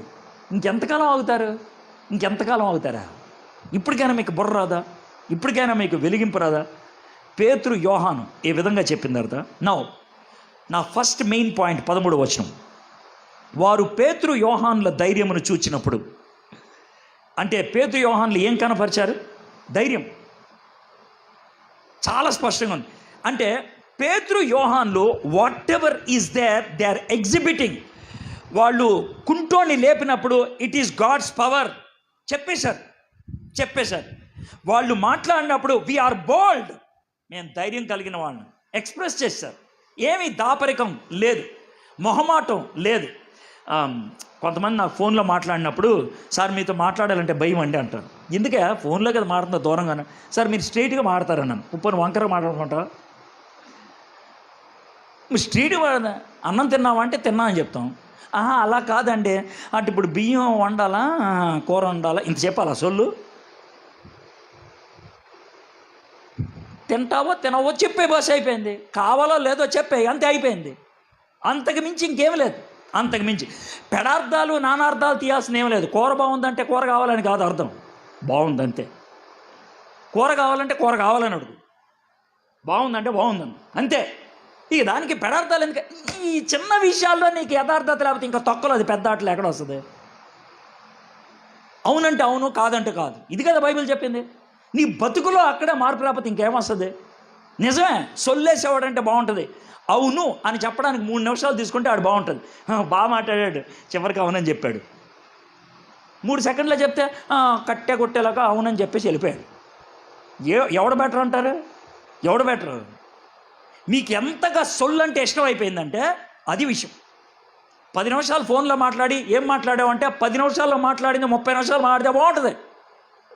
మాట్లాడింది 10 నిమిషాలే, కానీ దాన్ని 30 నిమిషాలు చెప్తావు. ధారావాహిక, సీరియల్. పేతురు యోహానులు స్ట్రైట్గా మాట్లాడారు, బోల్డ్గా మాట్లాడారు, కాన్ఫిడెంట్గా మాట్లాడారు. అయితే వారు పేతురు యోహానుల ధైర్యమును చూచినప్పుడు దానికి ఇంకొక కండిషన్ పెట్టారు. వారు విద్య లేని పామరులని గ్రహించి ఆశ్చర్యపడారు. ఇప్పుడు నేను ఎంత చెప్పాను తెలుసా? పోలీసులు పట్టుకెళ్ళేది ఈయనకి ఎంటెక్ ఉంది, ఈయనకేమో పిహెచ్డి ఉంది, ఈయనేమో డాక్టరు, ఈయన ఇంజనీర్ అని తీసుకెళ్తారా? తీసుకెళ్ళరు. ఎవరిని తీసుకెళ్తాడు తెలుసా? వీడి ద్వారా పని అవుతుంది ఎక్కడ, వీడు కారణం ఎక్కడ, ఈమె కారణం ఎక్కడ, అది వాళ్ళు వెతికేది, అది వాళ్ళు చూసేది. చాలా క్లియర్గా నిన్న రాత్రి సూర్యప్రకాశ్రావు గారని కరీంనగర్ బిషప్ గారు మాట్లాడుతూ ఉన్నారు. మాట్లాడుతూ ఆయన చెప్పినటువంటి మాట నాకు బాగా అనిపించింది. ఏమన్నాడు తెలుసా? భారతదేశంలో పరిచర్య క్రైస్తవుల మధ్యన జరుగుతుంది పట్టణాల్లో కాదు, పల్లెల్లో. ఆయన బిషప్ ఆయన అన్న మాట, భారతదేశంలో పరిచర్య జరుగుతుంది పట్టణాల్లో కాదు, పల్లెల్లో. భారతదేశ సంఘాలకి డబ్బులు ఉన్నది పల్లెల్లో కాదు, పట్టణాల్లో. పట్టణాల్లో ఎంత డబ్బు ఉందంటే కొన్ని ఊర్లలో నువ్వు చర్చికి వస్తావా, ఆటో పంపినా, నువ్వు చర్చికి వస్తావా, భోజనం పెట్టినా, నువ్వు చర్చికి వస్తావా, కాఫీ తాగుతావా, ఇన్ని అడుగుతారు వాళ్ళు చర్చికి రమ్మని చెప్పడానికి. నేను ఒక చర్చికి వెళ్ళాను హైదరాబాద్లో. వాళ్ళు లెంట్ దినాలు, శ్రమల కాలములో వాక్యాలు అంటారు. పొద్దున్నే 5 గంటలకే, 5 గంటల నుంచి 7 గంటల దాకా శ్రమల కాల వర్తమానాలు 5 రోజులు నన్ను బోధించడానికి వెళ్ళాను. నాకు మొదటి రోజే పెచ్చ చిరాకు వచ్చింది. వాళ్ళని మొదటి రోజు అయిపోయిన తర్వాత 2వ రోజు తిడితే వచ్చినటువంటి పరిణామాలకి నన్ను ఎందుకు పిలిచానో అనుకున్నారు. మీరేమో ఇక్కడికి వచ్చిందేమో శ్రమల కాలం అని. ఎందుకు వస్తున్నారని నాకు అర్థమైంది. ఏంటనంటే మీటింగ్ అవ్వగానే ఇడ్లీలు దోశలు ఇక్కడ పెడుతున్నారు, అవి తినటానికి పందులా మనుషులా మీరు అన్నా. ఇదే మాట అన్నా, పందులా మనుషులా మీరు. పూర్వకాలంలో లెంటి దినాలంటే వాళ్ళు భోజనం మానేసేవాళ్ళు, లెంటి దినాలంటే కష్టపడి వచ్చేవాళ్ళు, లెంటి దినాలంటే శ్రమలు గుండా వెళ్ళటానికి ఇష్టపడేవాళ్ళు. అయితే మీరా ఏముంది? తినటం తాగడం. నాకు అనిపిస్తుంది ఈ పెద్ద పెద్ద పట్టణాల్లో ఉన్నవాళ్ళు కొంచెం పల్లెల్లోకి వెళ్ళి ఒక మందిరంలో కొద్దిసేపు కూర్చొని, ఒక అడవి ప్రాంతంలో ఉన్నటువంటి మందిరంలో కొద్దిసేపు కూర్చొని, ఆ మందిరానికి వచ్చే వాళ్ళని కొన్ని ప్రశ్నలు అడిగితే వాళ్ళు ఇచ్చే జవాబులకి పిచ్చెక్కుద్దే. ఒక ఊరిలో ఒకరోజు వాక్యం చెప్పడానికి వెళ్ళాను. బొడ్డపనస అనే ఊరు. ఆ ఊరిలో వాక్యం అందిస్తానంటాను పోస్టర్ ఏమి లేదు. ఆ ఊరిలో ఉన్నది 27 గుమ్మాలు, అంతే, 27 గుమ్మాలు. అక్కడ నేను ఆ రాత్రి బస చేస్తాను. అది విషయం. ఆ రాత్రి 11 గంటలకి వాక్యం చెప్పాలి. ఎందుకని 11 గంటలకి? 10ంటికి చంద్రుడు వస్తాడు, అప్పుడే వెలుగు వస్తుంది. 10ంటికి చంద్రుడు వస్తాడు, అప్పుడే వెలుగు. ఆ ఊరికి కరెంట్ లేదు కాబట్టి 11 గంటల దాకా వేచి ఉండాలి. చంద్రుడు కొంచెం పైకి వచ్చిన తర్వాత, చెట్లు నీడ కూడా పోయిన తర్వాత, ఆ 27 గుమ్మాల్లో ఉన్న వాళ్ళు కూర్చొని మాట్లాడిన తర్వాత, అయిపోయిన తర్వాత వాళ్ళతో కొద్దిసేపు మాట్లాడుతూ ఉన్నప్పుడు ఒక కుర్రోడిని అడిగాను, తమ్ముడు మీది ఊరా అంటే కాదన్నా అన్నాడు. ఎక్కడి నుంచి వచ్చావనంటే వాడు ఒక ఊరి పేరు చెప్పాడు, ఒరిస్సాలో. ఆ ఊరు నుంచి ఇక్కడికి రావడానికి 70 కిలోమీటర్లు నడుచుకుంటూ వచ్చాడు. ఒక గంట సేపు వాక్యం వినటానికి 70 కిలోమీటర్లు నడుచుకుంటూ ఒక గంట వాక్యం వినటానికి. అయిపోయిన తర్వాత ఏం చెప్తారు, ఇంటికి వెళ్ళటానికి ఆటోలు కావాలా, ఫోన్ చేయండి పంపిస్తాం. ఆ ఆటో కూడా జాగ్రత్తగా ఉండాలి, మీకు సీటు ఉండాలా. నాకు మంచి సీటు అవ్వాలి, అది ఎదురు సీటు ఇచ్చారు, నేను రాను. మీ తొక్కలో వాళ్ళు కాదు ఏమనాలి మిమ్మల్ని? ఒళ్ళు బలిసిన వాళ్ళు కాక మిమ్మల్ని ఏమనాలి? కొవ్వెక్కున వాళ్ళు కాక మిమ్మల్ని ఏమనాలి? వీళ్ళు చదువులేని వాళ్ళు, పామర్లు అయినప్పటికీ ఇంత దమ్ముండి ఎందుకు మాట్లాడుతున్నారు అని అంటే, వాళ్ళు ఒక మాట చెప్పారు, ఖతర్నాక్ ఉంది. ఏంటి తెలుసా? వారు యేసుతో కూడా ఉండిన వారిని గుర్తెరిగిరి. నువ్వు క్రిస్టియన్వే, నువ్వు చెప్పుకుంటావు మాది క్రిస్టియన్ అండి, మేము క్రిస్టియన్ చర్చ్కి వెళ్తాం, బాప్తిజం కూడా తీసుకున్నాను, నేను జిడిఎం చర్చ్ సభ్యున్ని, చెప్తారు బాగా. యు ఆర్ క్రిస్టియన్, నేను కాదనట్లా, but do you have Christ in you? అది క్వశ్చన్. నీలో క్రీస్తు ఉన్నాడా? ఇప్పటికి ఎన్ని క్వశ్చన్స్ అడిగాడు ఆలోచించండి. ఒకటి, నీకు అసలు విలువ ఉందా? రెండోది, నిన్ను ఎత్తుకెళ్తారా? మూడోది, నువ్వు ఎలాంటి ప్రభావాన్ని చూపిస్తున్నావు? నాలుగోది, నీలో అసలు క్రీస్తున్నాడు. Do you have Christ in you? క్రీస్తుతో గడుపుతున్నావు నువ్వు? వీళ్ళ గురించి అన్న మాట ఏంటి తెలుసా? వీళ్ళు క్రీస్తుతో ఉన్నారని గుర్తెరిగి, రే వీడు ఇలా మారుతానికి కారణం ఏంటి తెలుసా? వీళ్ళు జీసస్తో ఉన్నవాళ్ళరా, వీళ్ళు జీసస్తో. If you are with Jesus, the way you speak will be different. ప్రభావితమైనటువంటి జీవితం ఉంటుంది. ఎక్కడున్నా సరే, సార్ నాకు బైబిల్ రాజు, నేను బైబిల్ కాలేజీకి వెళ్ళలేదు, నాకు పెద్ద జ్ఞానం లేదు, ఈ సుత్తి మాటలు చెప్పదు. పేదరిక ఏమి లేవు, బట్ హీ స్పోక్. ఎందుకంటే తెలుసా? యేసుక్రీస్తు ఉన్నాడు కాబట్టి. స్వస్థత పొందిన ఆ మనుషుడు వారితో కూడా నిలిచి ఉండుట చూచి ఏమియో ఎదురు చెప్పలేకపోయి. నాకు బాగా అనిపించింది తెలుసా, వీళ్ళు సైలెంట్ అయిపోవడానికి రెండు కలిసాయి. ఒకటేంటి తెలుసా? డీడ్ అంటే వర్క్, రెండోది ఏంటంటే వర్డ్. వర్డ్ కలిసింది, అందుకే ఇంకేం చేయలేపారు. వర్డ్ ధీటుగా ఉన్నది, వర్క్ క్లియర్గా ఉన్నది. వర్క్ ఏంటి? స్వస్థత. వర్డ్ ఏంటి? Yesayya. When work and word club together, అవతలోడు నోరు మూసుకోవాల్సిందే. కొన్ని చోట్ల అద్భుతాలు చేసి నేను చేశా అని చెప్పుకుంటారు, అందుకే ప్రభావం ఉండదు. కొన్నిసార్లు బల్లగుద్ది వాక్యం చెప్తారు, వర్క్ కనబడదు అక్కడ. Word and work when they go together, it cannot return empty.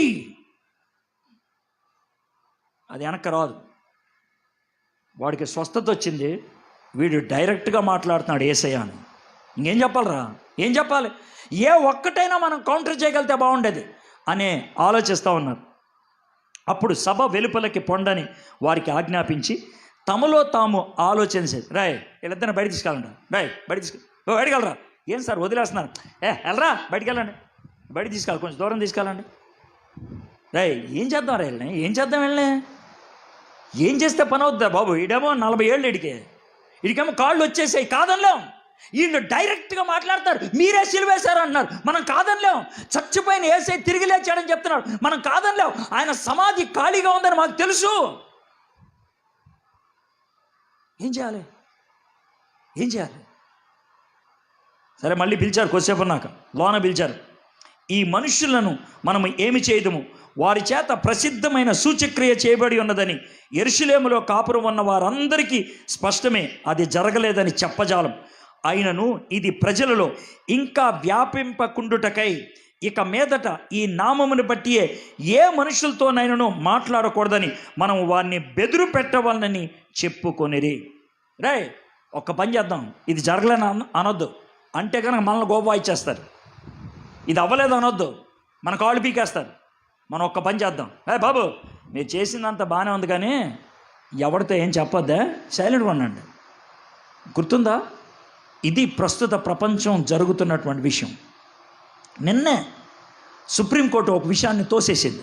Supreme court ఒక విషయాన్ని, సుప్రీంకోర్టు కొట్టేసినటువంటి విషయం ఏంటో చెప్తే అంతే, ఎక్కడ దాకా వెళ్ళిపోయారు వెళ్ళు అని అనుకోవచ్చు. ఎక్కడ దాకా ఏంటో తెలుసా? సుప్రీంకోర్టు కొట్టేసింది. హిందూ పరిషత్ వాళ్ళు సుప్రీంకోర్టులో ఒక కేసు వేశారు. ఏమన్నా తెలుసా? భారతదేశంలోకి మిషనరీ కార్యకలాపాలు ఏమేమి జరుగుతున్నాయో అది మేము సమీక్షిస్తాం. ఎవరంట? హిందువులు నాయకులు. మేము సమీక్షిస్తాం. అడిగేశారు సుప్రీంకోర్టుని, అడిగేశారు. ఇస్తారా మాకు అధికారం? అర్థమవుతుందా మీకు? ఇప్పుడు ఎక్కడ దాకా వెళ్ళిపోయారు అర్థమవుతుందా?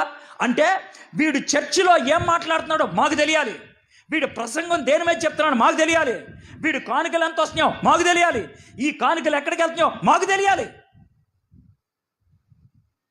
అలనాడు కార్ల్ మార్క్స్ ఏం చేశాడు? ఇప్పుడు కూడా అదే జరుగుతుంది.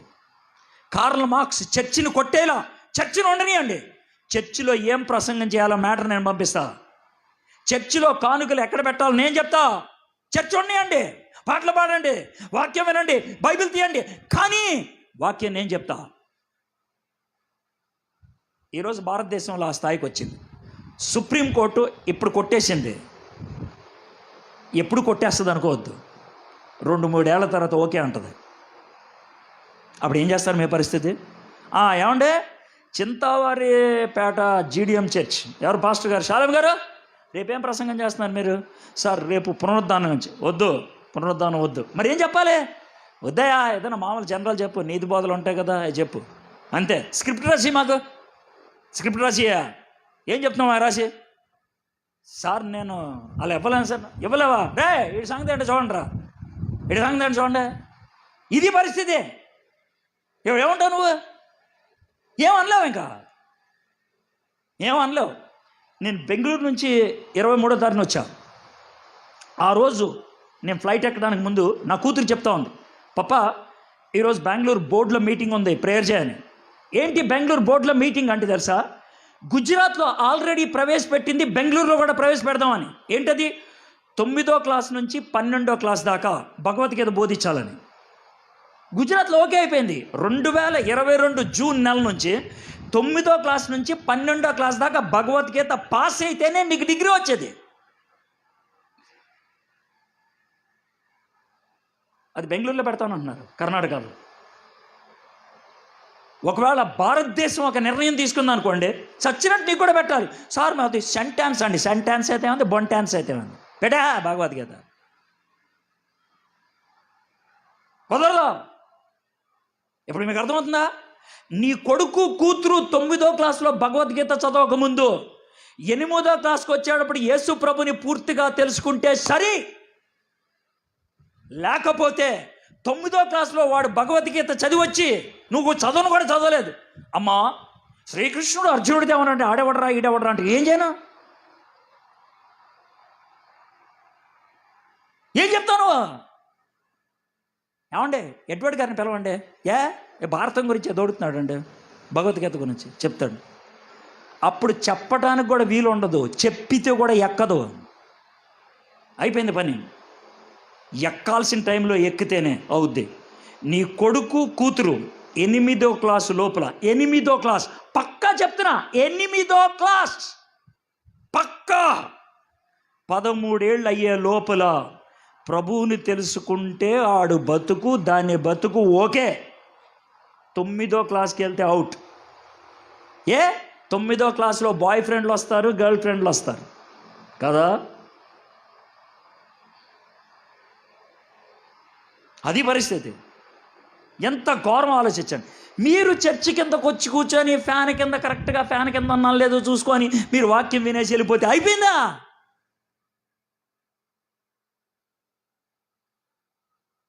Doesn't work. ఈ భారంతో ఈ ప్యాసేజ్ మీకు చెప్పాలనిపించింది నాకు. ఈ భారంతో దిస్ వాజ్ మై ఇంటెన్షన్. సరే, ఆ తర్వాత ఏం జరిగిందో చూద్దాం. సారీ, ఎక్కడికి వెళ్ళిపోయాను నేను? ఓకే, వారు యేసు నామమును బట్టి ఎంత మాత్రమో మాట్లాడకూడదు, బోధింపకూడదని వారికి ఆజ్ఞాపించిరి. అందుకు పేతురును యోహానును వారిని చూచి, అసలు లూకా రాసినప్పుడు వారితో చెప్పారంటే సరిపోద్ది, కానీ ఆయన ఎట్లా రాశా అంటే వారిని చూచి, అంటే ఆ చూపులోనే సగం చచ్చుని ఉంటారు వాళ్ళు, చూపులోనే చచ్చుని ఉంటారు వాళ్ళు. నేను చాలామందికి నచ్చను, తెలుసా? కొంతమంది వాక్యం పోతే దేవుడు మనకి తోడైనాడు, దేవుడు ప్రేమ కలిగినాడు, దేవుడు శక్తి అంతా ఆకాశంలో చూస్తారు. నేను కళ్ళల్లో కళ్ళు పెట్టి చూస్తాను. కొంతమందికి అది నచ్చదు, వాళ్ళు నా కళ్ళల్లో కళ్ళు కలవకూడదు తలదించుకునే బ్యాచ్ ఉంటారు కొంతమంది. నేను చూసా, నిన్న రాత్రి తెనాల్లో వాక్యం చెప్తుంటే ఒక ఆవిడ బైబిల్ అడ్డు పెట్టుకుంటుంది. నేను చూసా, ఎందుకంటే స్ట్రైట్ ఈ అమ్మాయిని చూడండి అని అన్నా, స్ట్రైట్ అంటే బైబిల్ అడ్డు పెట్టుకుంటుంది. ఈ అమ్మ నా కంటికే నీకు దమ్ము లేదంటే రేపు పొద్దున్న ఏసే కళ్ళ ముందు నీ బతికేంటో, ఏసే కళ్ళ ముందు. సరే, వాళ్ళు చూసి ఏం చేశారంటే, దేవుని మాట వినుట కంటే మీ మాట వినుట దేవుని దృష్టికి న్యాయమా? ఎవడి మాట వినమంటావు? నీ మాట, దేవుని మాట? ఎవడు పైన ఉన్నాడు? దేవుడా నువ్వా? చెప్పు, నువ్వే చెప్పు, నువ్వు చెప్పు. నీకున్నటువంటి మత గ్రంథాలను బట్టి చెప్పా, ఎవడ మాట వినమంటావు? మనలో చాలామంది హ్యూమనిజము, లాజిక్, ప్రస్తుత సమాజంలో ఉన్నటువంటి పరిస్థితులు, వీటి గురించి మాట్లాడుతున్నప్పుడు ఏమంటుంది తెలుసా? సార్, ఆ పరిస్థితుల్లో అలా చేయాల్సి వచ్చింది సార్, ఆ పరిస్థితుల్లో అలా మాట్లాడాల్సి వచ్చింది సార్, ఆ పరిస్థితుల్లో అలా నిలబడాల్సి వచ్చింది సార్. ఈ మాటలు ఉపయోగిస్తూ ఉంటారే. పేతురు యోహానులు అలాంటి ఏం ఉపయోగించలేం. స్ట్రైట్, ఎవరి మాట వినమంటావు? ఎవరి మాట వినమంటావు? హూజ్ వర్డ్స్ అని అన్నారు. మీరే చెప్పుడి, మేము కన్న వాటిని విన్న వాటిని చెప్పక ఉండలేమని వారికి ఉత్తరం ఇచ్చాం. 3 things కలిస్తే విట్నెస్ అనేది చాలా గట్టిగా ఉంటుంది. 3 things: చూపు, వినికిడి, మాట. ఈ 3 సింక్ అయితే, చూసింది విన్నది నోట్లోంచి బయటకు వస్తే అవుతున్నాడు తెలుసా? మేము చూసాం, మేము విన్నాం. చూశారు చాలా, విన్నారు చాలా, కానీ మీకున్నది ఒకటి, డెఫ్ అండ్ డమ్. మీరు నర్సాపురంలో ఉంటుంది స్కూలు, ఉంది కదా, అక్కడ జాయిన్ చేయాలి. నోరు తెరవరు. You don't use your mouth. నోరు తెరవరు అసలు. ఇంకెక్కడ అవుద్ది పని? సరే అన్నప్పుడు ప్రజలందరూ జరిగిన దాన్ని గురించి దేవుని మహిమపరచుండే గనుక సభవారు ప్రజలకు భయపడి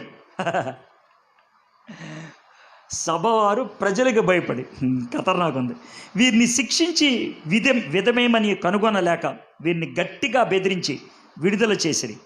స్వస్థపరచుట అను ఆ సూచక్రియ ఎవని విషయంలో చేయబడినో వాడు 40 ఏండ్ల కంటే ఎక్కువ వయసు గలవాడు. లూకా ఎంత క్లియర్ కట్ డీటెయిల్స్ ఇచ్చాడు చూడండి. సరే, పేతురు యోహాను ఇప్పుడు ఒక విషయం తెలిసింది. ఎంత ధైర్యం, ఎందుకంటే యేసయ్యతో ఉన్నారు కాబట్టి విషయం అర్థమైంది. నెక్స్ట్ ఏంటి, ఎప్పుడైతే విడుదల పొందారో యోహాను పేతురు బయలుకు వచ్చిన తర్వాత, తమ్ముడు యోహాను సూపర్రా, దేవుడు ఎంత దయ కలిగిన వాడు, నేను నా భార్య దగ్గరికి వెళ్ళి వస్తానే, నువ్వు నీ బేరా దగ్గరికి వెళ్ళు అని పంపించేలా. They did not go to their home. వాళ్ళ ఇంటికి వెళ్ళదు. 23 వచనం, వారు విడుదల నుండి తమ స్వజనుల యొద్దకు వచ్చి ప్రధాన యాజకులను పెద్దలను తమతో చెప్పిన మాటలు అన్నిటినీ వారికి తెలిపిరి. ఎక్కడికి వచ్చారు వాళ్ళు? సంఘం దగ్గరకు వచ్చారు, చర్చ్కి వచ్చారు. A person who is having a dynamic fellowship with God can never be away from the fellowship of the church. దేవునితో సజీవమైన సహవాసంలో ఉన్నటువంటి ఒక విశ్వాసి, నేను ఏకాకిగా ఉంటాను, నాకు సంఘంతో సంబంధం లేదు అని అంటే వాడు చెవులో పువ్వు పెడుతున్నాడు నీకు. సంఘానికి రావడానికి నీకు అడ్వర్టైజ్మెంట్ కావాలి, సంఘానికి రావడానికి నీకు పేర్లు కావాలి. నాకు తెలుసు కొంతమంది నన్ను ఎందుకు పిలుస్తారు తెలుసా? ఈడు వస్తున్నాడంటే జనం వస్తారని. నాకు తెలుసు.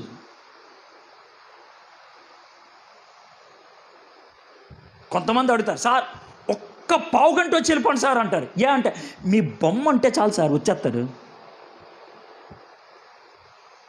నేను దాన్ని గొప్పగా చెప్పట్లా, బాధతో చెప్తున్నా.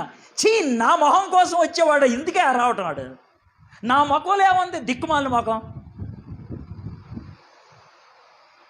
What is there on my face? That's the problem. మీరు అలాంటి బ్యాచ్ ఇంకేం జరగదు. కానీ ఇక్కడ పేతురు యోహాను సంఘానికి పరిగెట్టుకుంటూ వెళ్ళిపోయాడు. సంఘం వాళ్ళని ఆదుకునేదిగా ఉన్నది, సంఘం వాళ్ళ కోసం ప్రార్థన చేసేదిగా ఉన్నది. మీ సంఘం అలాంటిదేనా? మీ సంఘంలో మీ పాత్ర అలాంటిదేనా? ఎవరైనా బాధలో ఉన్నారంటే వాళ్ళ కోసం ప్రార్థన చేయాలి. ఎవరైనా ఆనందిస్తున్నారంటే ఆ ఆనందంలో మీరు చేతులు కలపాలి. ఎవరైనా కష్టం గుండా వెళ్తున్నట్లయితే ఆ కష్టాల్లో నువ్వు పాలు పంపులు కలిగి ఉండాలి. Is that what your church is all about? If not, it's only a club. అదొక క్లబ్ అంతే, చర్చ్ కాదు అది. ఆ చర్చ్లో వీళ్ళు ఉన్నప్పుడు 24 వచనం, వారు విని ఏం విన్నారు? పేతురు యోహాను కూర్చోండి. ఎవడో కుర్రోళ్ళు వేసాం, అన్నా రాత్రి ఎక్కడ పెట్టారన్నా? అన్నా రాత్రి ఏమన్నా భోజనం పెట్టారా? అన్నా కనీసం దుప్పటిచ్చారా? బాగా చలేస్తుంది. మీరు కూర్చోండి సైలెంట్ కూడా నేను చెప్తాను. మాకు అన్నం పెట్టారు లేదా చెప్పలేదు, వాళ్ళు రాత్రి దుప్పటిచ్చారు లేదా చెప్పలేదు, ఎలాంటి కఠిన పరిస్థితుల్లో గుండా వెళ్ళారో చెప్పలేదు. స్ట్రైట్ వాళ్ళు చెప్పింది ఏంటంటే, అయ్యా ప్రధాన యాజకులను పెద్దలను తమతో చెప్పిన మాటలను అన్నిటినీ వారికి తెలుసు. They spoke about the threatens that were given by the authorities. అధికారులు ఇచ్చిన బెదిరింపు మాటలు చెప్పారు. ప్రజల్లో అవునా మనం కొన్ని రోజులు సైలెంట్ ఉంటే బాగుంటుందన్నా అని రాలా. వారు విని ఏక మనసుతో దేవునికి ఇట్లో బిగ్గరగా మొర్రపెట్టేది. వాళ్ళ మనసు మొర్ర పెట్టాలనిపించింది, వారి మనసు దేవునికి చెప్పుకోవాలనిపించింది.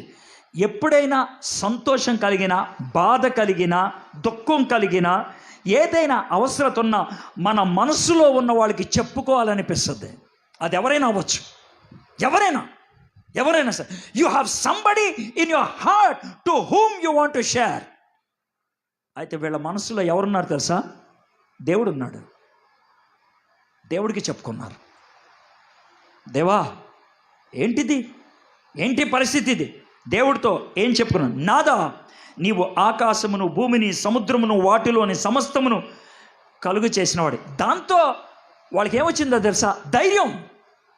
వీళ్ళు సెన్హెద్రిన్ సభ, వీళ్ళు యెరూషలేము నాయకులు, నువ్వు ప్రపంచానికి సృష్టికర్తవి. వీళ్ళు చిన్నోళ్ళు, నువ్వు చాలా పెద్దోడివి. వీళ్ళు చిన్న అధికారులు, నువ్వు సర్వాధికారం కలిగిన వాడు. కాబట్టి నువ్వు మా పక్షాన్ని ఉంటే ఈ చిన్నోళ్ళకి మేము బెదురుతామా? Worship redeems you from all kinds of worries. ఆరాధన అన్ని రకాలైనటువంటి భయాందోళన నుంచి బయటికి తీసుకొస్తుంది. ఎందుకో తెలుసా? Worship actually brings to you the ultimate source of energy.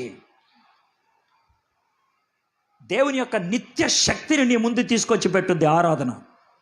ఆత్మతోనూ సత్యముతోనూ ఆరాధించినప్పుడు it is the truth that redeems, it is the spirit that comforts. సత్యము నీకు వెలిగింపునిస్తుంది, ఆత్మ నీకు ఆదరణ ఇస్తుంది. Worship totally destroys fear. ఆరాధన భయాన్ని పటాపంచలు చేస్తుంది. They worship God. ఎప్పుడు భయభ్రాంతులై ఉన్నప్పుడు, బెదిరింపులు ఎదురుతున్నప్పుడు దే వర్షిప్ గాడ్. దేవుణ్ణి ఆరాధించారు. ఇది వెస్ట్రన్ ఆఫ్రికాలో జరిగినటువంటి విషయం. రువాండా, ఆ దేశం పేరు రువాండా. రువాండాలో సుమారు 8 లక్షల మందిని చంపేశారు క్రైస్తవుల్ని. 8 లక్షల మంది, 8 lakh క్రిస్టియన్స్ చంపేశారు. ఎందుకంటే 2 వర్గాల మధ్యన కొట్లాట్లు. ఒక వర్గంలో ఎక్కువ క్రిస్టియన్స్, ఇంకో వర్గంలో క్రిస్టియన్స్ కానివాళ్ళు. వాళ్ళని 8 లక్షల మందిని చంపేశారు. ఒకరోజు జరిగినటువంటి విషయం, టూట్సీ అనేటువంటి ఊరిలో జరిగిన విషయం. పాస్టర్ గారు వాళ్ళిద్దరు పిల్లలు, వాళ్ళ పిల్లలు చిన్నవాళ్ళు, వాళ్ళిద్దరి దగ్గరికి, వాళ్ళ నలుగురి దగ్గరికి 2 వచ్చారు, గన్స్ తీసుకొని వచ్చారు. పాస్టర్ అని తెలుసు, ఆయన సీక్రెట్గా చర్చి నడిపిస్తున్నాడని తెలుసు. లోనకు వచ్చి షూట్ చేయడానికి ఇలా గన్ను పెడితే పాస్టర్ గారి మీద, పాస్టర్ గారు ఏమన్నారు తెలుసా? ఒక్క 2 మినిట్స్ సార్, ఒక్క 2 మినిట్స్ అని అన్నాడు. వై అని అంటే, ఒక్క 2 మినిట్స్ ఇవ్వండి సార్, చిన్న ప్రేయర్ చేసుకుంటాం, ఆ తర్వాత మీరు మమ్మల్ని షూట్ చేయొచ్చు అని వీళ్ళు మోకరించి, ప్రభా నువ్వు సార్వభౌమ దేవుడివి, సర్వాధికారివి, నీ అనుమతి లేనిదే, నీ ఇష్టం లేనిదే ఏమీ జరగదు నీ పిల్లలకి, ఇది నువ్వు మాకు కలిగించేదైతే ప్రైజ్ ది లార్డ్. ఇలాగా ప్రార్థన చేశారు.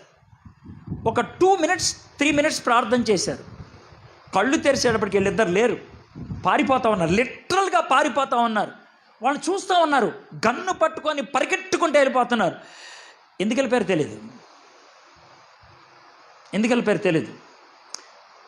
2 మంత్స్ తర్వాత ఈయన అండర్ గ్రౌండ్ చర్చ్లో సర్వీస్ నడుపుతున్నాడు. ఎక్కడ అండర్ గ్రౌండ్ చర్చ్ ఉంటుందో ఆ రోజు బెదిరించినప్పుడు బయట పెట్టాడు. కాబట్టి ఆ ఇద్దరిలో ఒకడొచ్చాడు. ఈయన చర్చి నడుపుతూ ఉన్నాడు, వాక్యం దగ్గర 70-80 మంది కూర్చున్నారు. లోనికి వచ్చాడు. ఇలాగే అతను చూస్తే వెంటనే అన్నాడు, సార్ ఒక్క 5 మినిట్స్ ఆగండి, ఆ తర్వాత మీరు ఏమన్నా చేయొచ్చు అని ఆ 5 మినిట్స్లో చెప్తున్నాడు. ఇలాగా మనల్ని చంపేవాళ్ళు వస్తున్నారు, క్రీస్తు కోసం చచ్చిపోవడానికి ఎంతమంది ఇష్టంగా ఉన్నారో మీరు సిద్ధపడండి, ఒకవేళ మీకు భయం అయితే ఇష్టమైతే నెమ్మదిగా వెళ్ళిపోండి అని ఇలా చెప్తా ఉన్నాడు. ఆయన ఆగడే అని అన్నాడు. అంటే సార్ ప్లీజ్ సార్, నో ఆగండి అని అన్నాడు. ఆయన ముందుకొచ్చి నాకు మైక్ ఇస్తారా అని అంటే ఇచ్చాడు. ఏం చెప్తాడు ఆయన వింటా ఉన్నాడు.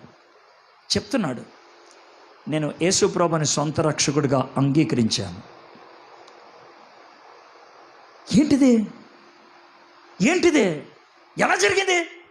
ఆ రోజు నువ్వు 2 మినిట్స్ అడిగి ప్రార్థన చేస్తూ ఉన్నావు మోకరించి, సార్వభౌముడు సర్వశక్తిమంతుడు అన్నావు దేవుణ్ణి, తలపైకెత్తి ప్రార్థన చేస్తూ ఉన్నావు. ఎప్పుడైతే అలా చేసావో నీ చుట్టూ ఫైర్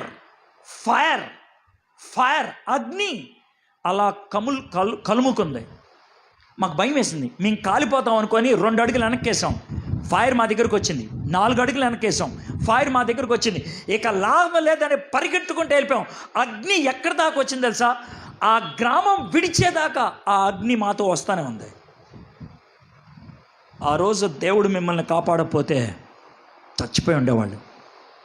మీ దేవుడు సార్వభౌముడు, మీ దేవుడు సర్వశక్తిమంతుడు. దేవుణ్ణి ఆరాధించడం అంటే అది, దట్స్ వర్షిప్. ఇంకేమంటున్నారు? 25వ వచనం, అన్యజనులు ఏల అల్లరి చేసిరి, ప్రజలెందుకు వ్యర్థమైన ఆలోచనలు పెట్టుకొనిరి, ప్రభు మీదను ఆయన క్రీస్తు మీదను భూరాజులు లేచిరి, అధికారులను ఏకముగా కూడుకొనిరి అని నీవు పరిశుద్ధాత్మ ద్వారా మా తండ్రియు నీ సేవకుడినైన దావీదు నోట పలికించితివి. మొదట పైకి చూశారు, ఆరాధించారు. రెండోది వెనక్కు చూశారు, వాక్యములో ఉన్నటువంటి విషయాన్ని అర్థం చేసుకున్నారు. నువ్వు భక్తుడి ద్వారా చెప్పావు ఇది జరుగుద్దని. నేను ప్రతిసారి వచ్చినప్పుడు ఇలాంటి వర్తమానం ఒకటి ఇస్తే దాంట్లో నా ఉద్దేశం ఒకటే, నాకేదో ప్రత్యేకంగా వచ్చిన ప్రవచనం కాదు, it is given in the word of God. దేవుని వాక్యంలో ఇవ్వబడింది. ఆ కాలంలో రాజులు కలిసిపోతారు, అధికారులు కలిసిపోతారు. కొన్ని రోజుల్లో భయంకరమైనటువంటి అలయన్సెస్ చూస్తారు. ఎవరెవరు కలుస్తారో అర్థం కాదు. Pakistan, India, China, North Korea, Russia. ఏంటి సార్ ఇది ఒకటి అవ్వచ్చు, అదేంటిది అవుతుంది. నీ శత్రువు నా శత్రువు అయితే మనిద్దరం ఫ్రెండ్సే. నీ శత్రువు అమెరికా, నా శత్రువు అమెరికా, కాబట్టి మనిద్దరం ఫ్రెండ్స్. మన ఇద్దరికి పడదుగా, పర్లేదు తర్వాత చూసుకుందాం, ముందు లేపేద్దాం. ముందు India, Pakistan, China, North Korea, Russia ఒకటవచ్చు. అర్జెంటుగా చైనా నుంచి వాళ్ళ సెక్యూరిటీ ఆఫీసర్ ఇండియా ఎందుకు రావాలి ఇప్పుడు? రష్యా బాంబింగ్ చేస్తుంటే యుక్రెయిన్ పాకిస్తాన్ ప్రైమ్ మినిస్టర్ అక్కడికి వెళ్ళి ఎందుకు ఉండాలి?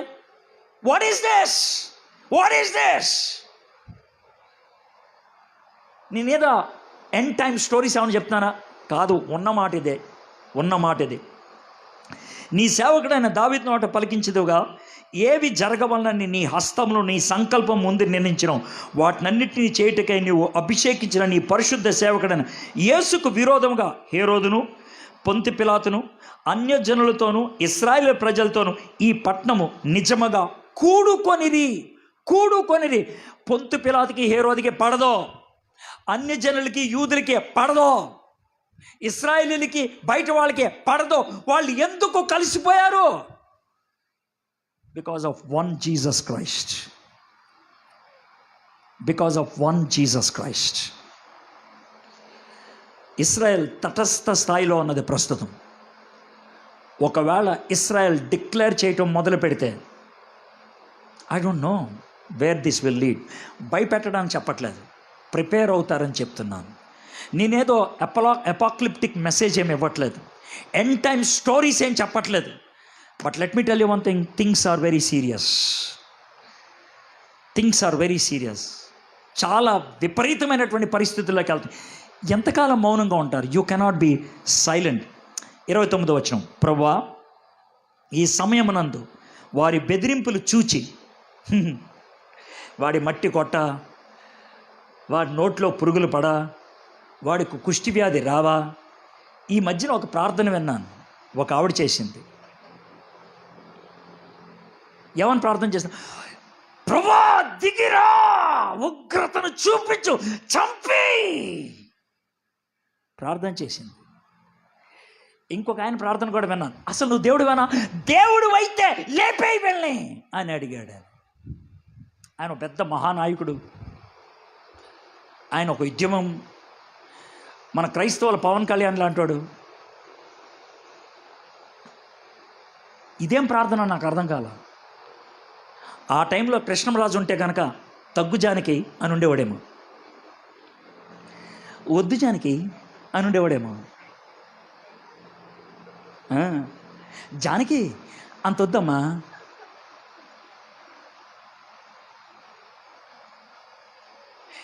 అదేంటి సార్ కృష్ణరాజు ఎందుకు గుర్తొచ్చాడు అంటే, అప్పుడెప్పుడో చూసిన సినిమా గుర్తొచ్చింది. ఇప్పుడు ఒక ఆవిడ జానకి ఏమన్నాడు, రెచ్చిపోతామంటే జానకి ఆగు జానకి అంటే చాలా టక్మని అయిపోద్ది.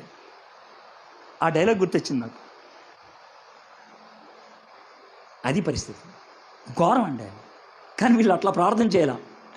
వాళ్ళు ఎలా ప్రార్థన చేశారంటే, రోగులను స్వస్థపరచడానికి, వీళ్ళు బెదిరింపులు ఒక రోగమే, వీళ్ళు అరుపులు ఒక రోగమే, వీళ్ళ బుద్ధి ఒక రోగమే, ఆ రోగాలను స్వస్థపరచు. అది నెంబర్ 1. రోగులను స్వస్థపరచుటకును నీ పరిశుద్ధ సేవకుడైన యేసు నామము ద్వారా సూచక్రియలను మహత్కార్యములు చేయుటకును నీ చెయ్యి చాచి ఉండగా నీ దాసులు బహుధైర్యంగా నీ వాక్యము బోధించినట్లు అనుగ్రహించుము. మొదట క్రీస్తుతో ఉన్నారు, ధైర్యం వచ్చింది. రెండోది తండ్రికి ప్రార్థన చేశారు, స్వేచ్ఛ వచ్చింది. మొదట ధైర్యం వచ్చింది, రెండోది స్వేచ్ఛ వచ్చింది.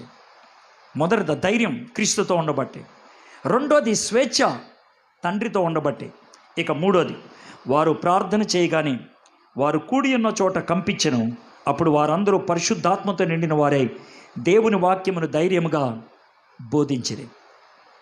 వాక్శక్తి వచ్చింది పరిశుద్ధాత్ముడితో ఉండటం బట్టి. క్రీస్తుతో ఉంటే ధైర్యం, తండ్రితో ఉంటే స్వేచ్ఛ, పరిశుద్ధాత్ముడితో ఉంటే వాక్శక్తి. అలాంటి క్రిటికల్ మూమెంట్లో సైలెంట్ అయిపోలేదు.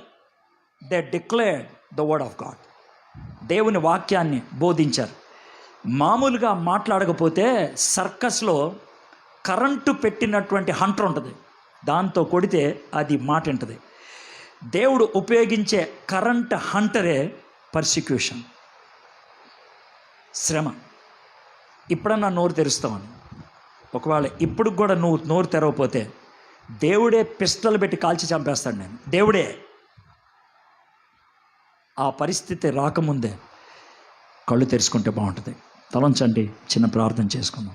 మా దేవా, మా ప్రభువా, అపోస్తల కార్యములనే ఈ గ్రంథములో ఒక నెరేషన్ చూసాం ప్రభు, ఒక కంటిన్యూస్ థాట్, ఒక టోటల్ సీన్ మేము ఊహించుకోవడానికి కృప చూపించావు. ఒక కుంటోడు స్వస్థత పొందటం, వాడు రోడ్డు మీద తిరగటం, అనేక మంది ఆకర్షితులు అవ్వటం, పేతురు అవకాశాన్ని జారవిడుచుకోకుండా సువార్తను చెప్పటం, 5,000 మంది పురుషులు నిన్ను సొంత రక్షకుడిగా అంగీకరించడం, అధికారులు దానికి భయపడిపోవటం, పేతుర్ని యోహాన్ని జైల్లో పెట్టేయటం, వాళ్ళకి జైల్లో నుంచి బయటికి తీసుకొచ్చి అధికారుల ముందు నిలబడేటువంటి అవకాశం, ఆ అవకాశాన్ని జారవిడుచుకోకుండా సువార్త చెప్పటం, వాళ్ళకి ఏం చేయాలో తెలియక వాళ్ళని విడిచిపెట్టేయటం, సంఘములోకి వెళ్ళటం, సంఘానికి మళ్ళీ అదే మాటలు చెప్తే వాళ్ళు భయపడకుండా నీకు ప్రార్థన చేసి ఆత్మలో శక్తిని పొంది మళ్ళీ వాక్యం బోధించారు. One cycle. ఇది మా జీవితానికి ఎంతో వర్తించేది ప్రభా.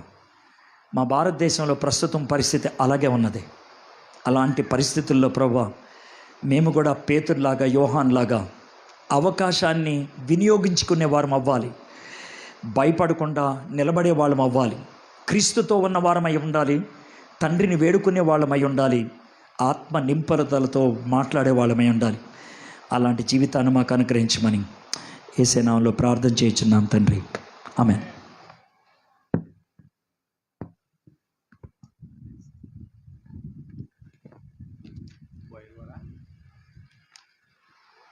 దేవునికి స్తోత్రం. ఒకసారి గట్టిగా హల్లెలూయా, హల్లెలూయా. చక్కని దివ్యమైన అమూల్యమైన వర్తమానం అందించిన ప్రియులు దేవుని దాసులు రెవరెండ్ ఎడ్వర్డ్ విలియమ్స్ గారికి మన సంఘము తరపున ప్రత్యేక వందనాలు తెలియజేస్తా ఉన్నాను. పిల్లరా, మరి ఈ సమయంలో కానుకలకి, మరి సంఘానికి పిల్లరా కానుకల సేకరణ, మరి మన కోయర్ బిడ్డలు చక్కని పాట పాడుచుండగా, మరి సభల నిమిత్తం, మరి ఖర్చుల నిమిత్తం దైవజనులు మరి రతనరాజు గారు చక్కగా మరి అనౌన్స్మెంట్ చేశారు.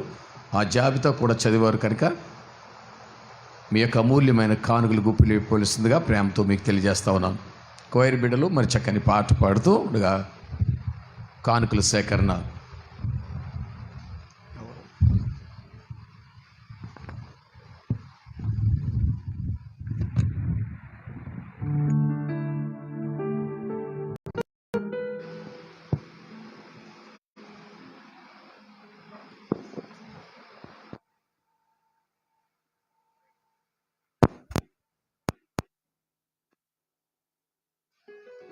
Praise the lord.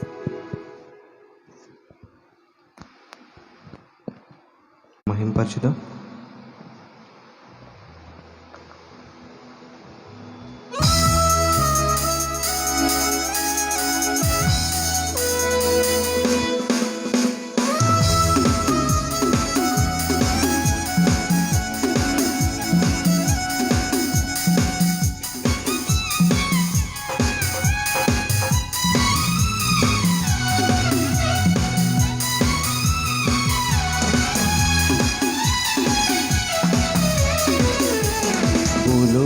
రాజ్యములన్నీయు యెహోవా దేవునివే.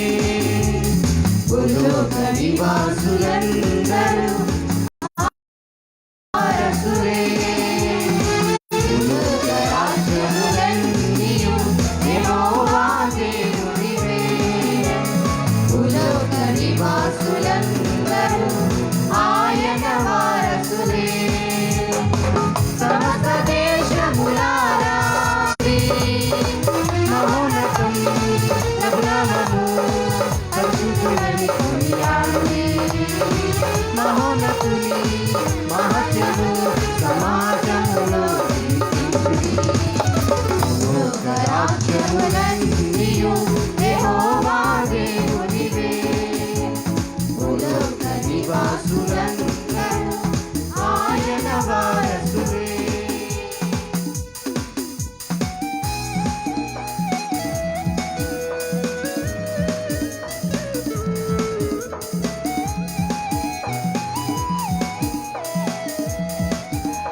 ఈ ఒక్క చరణం తర్వాత ప్రార్థనా ఆశీర్వాదం తీసుకుని వెళ్ళవలసిందిగా మనం వచ్చాం.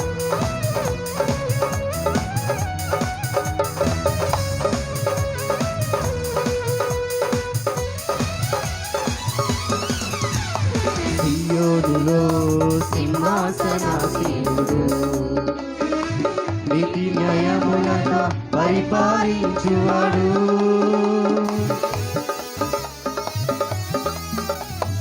సియోనులో సింహాసనాసీనుడు, నీతి న్యాయములతో పరిపాలించువాడు. అన్యజనులకు రక్షణ శృంగముగా,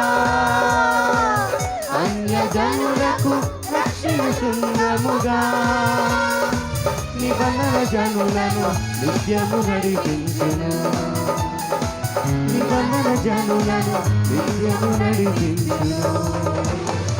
సమస్త దేశములారా సంతోషగానము చేయుడి, యెహోవాయే దేవుడని ఉత్సాహగానము చేయుడి. సమస్త దేశములారా సంతోషగానము చేయుడి, యెహోవాయే దేవుడని ఉత్సాహగానము చేయుడి. మహోన్నతం ప్రభునామము పరిశుద్ధుడని కొనియాడుడి, మహోన్నతుని మహత్యము సమాజములో కీర్తించుడి. హల్లెలూయా. దేవునికి మహిమ కలుగును గాక.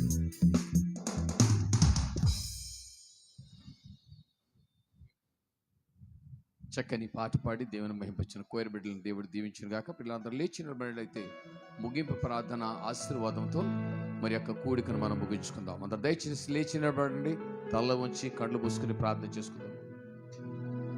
పరిశుద్ధుడైన తండ్రి, ప్రేమగల ప్రభువా, మీ పరిశుద్ధమైన ఘనమైన నామానికి వందనాలు, స్తుతులు, స్తోత్రాలు చెల్లించుకుంటున్నాము. ఈ ప్రత్యేకమైన సమయంలో ప్రభువా, నాయన మమ్మలను మీరు ప్రేమించారు, దీవించారు, ఆశ్రయించారు తండ్రి.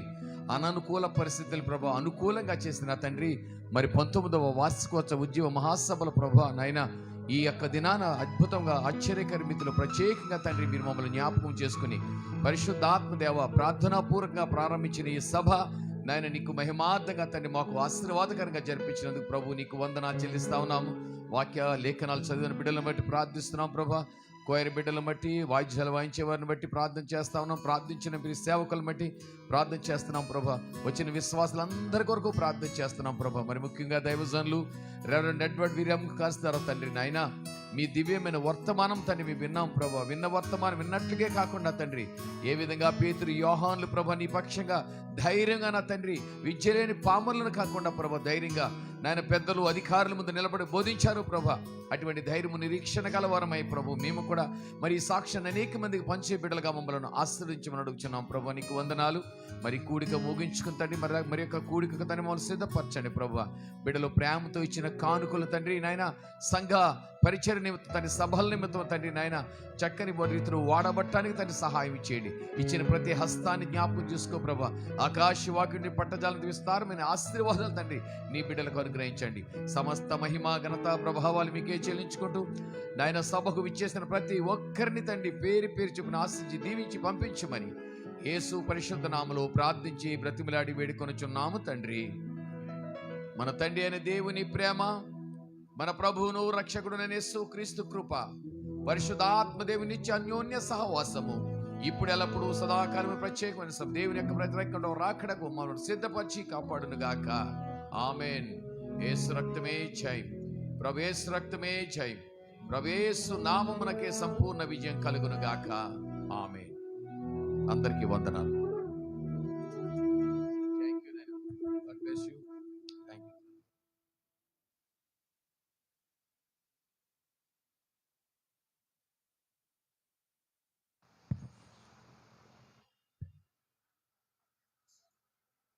సకినేటిపల్లి సెంటినరీ జీడియం సంఘం నుంచి వచ్చినటువంటి విశ్వాసులకు నా యొక్క వందనాలు. మన కాలనీ నుండి వచ్చినటువంటి విశ్వాసులకు నా యొక్క వందనాలు. ఈ రాత్రి మళ్ళీ 7 గంటలకే సభ ప్రారంభమవుతుంది. ఒక్క వర్తమానం మాత్రమే ఉంటుంది. నిన్న కొంచెం 2 వర్తమానాలకు ఎక్కువ సమయం అయింది, కానీ దినాన్ని త్వరగా ప్రారంభించి త్వరగా ముగిస్తాం. ఇది గమనించి త్వరగా రావాల్సిందిగా ప్రభు పేరట మనవి చేస్తూ ఉన్నాం.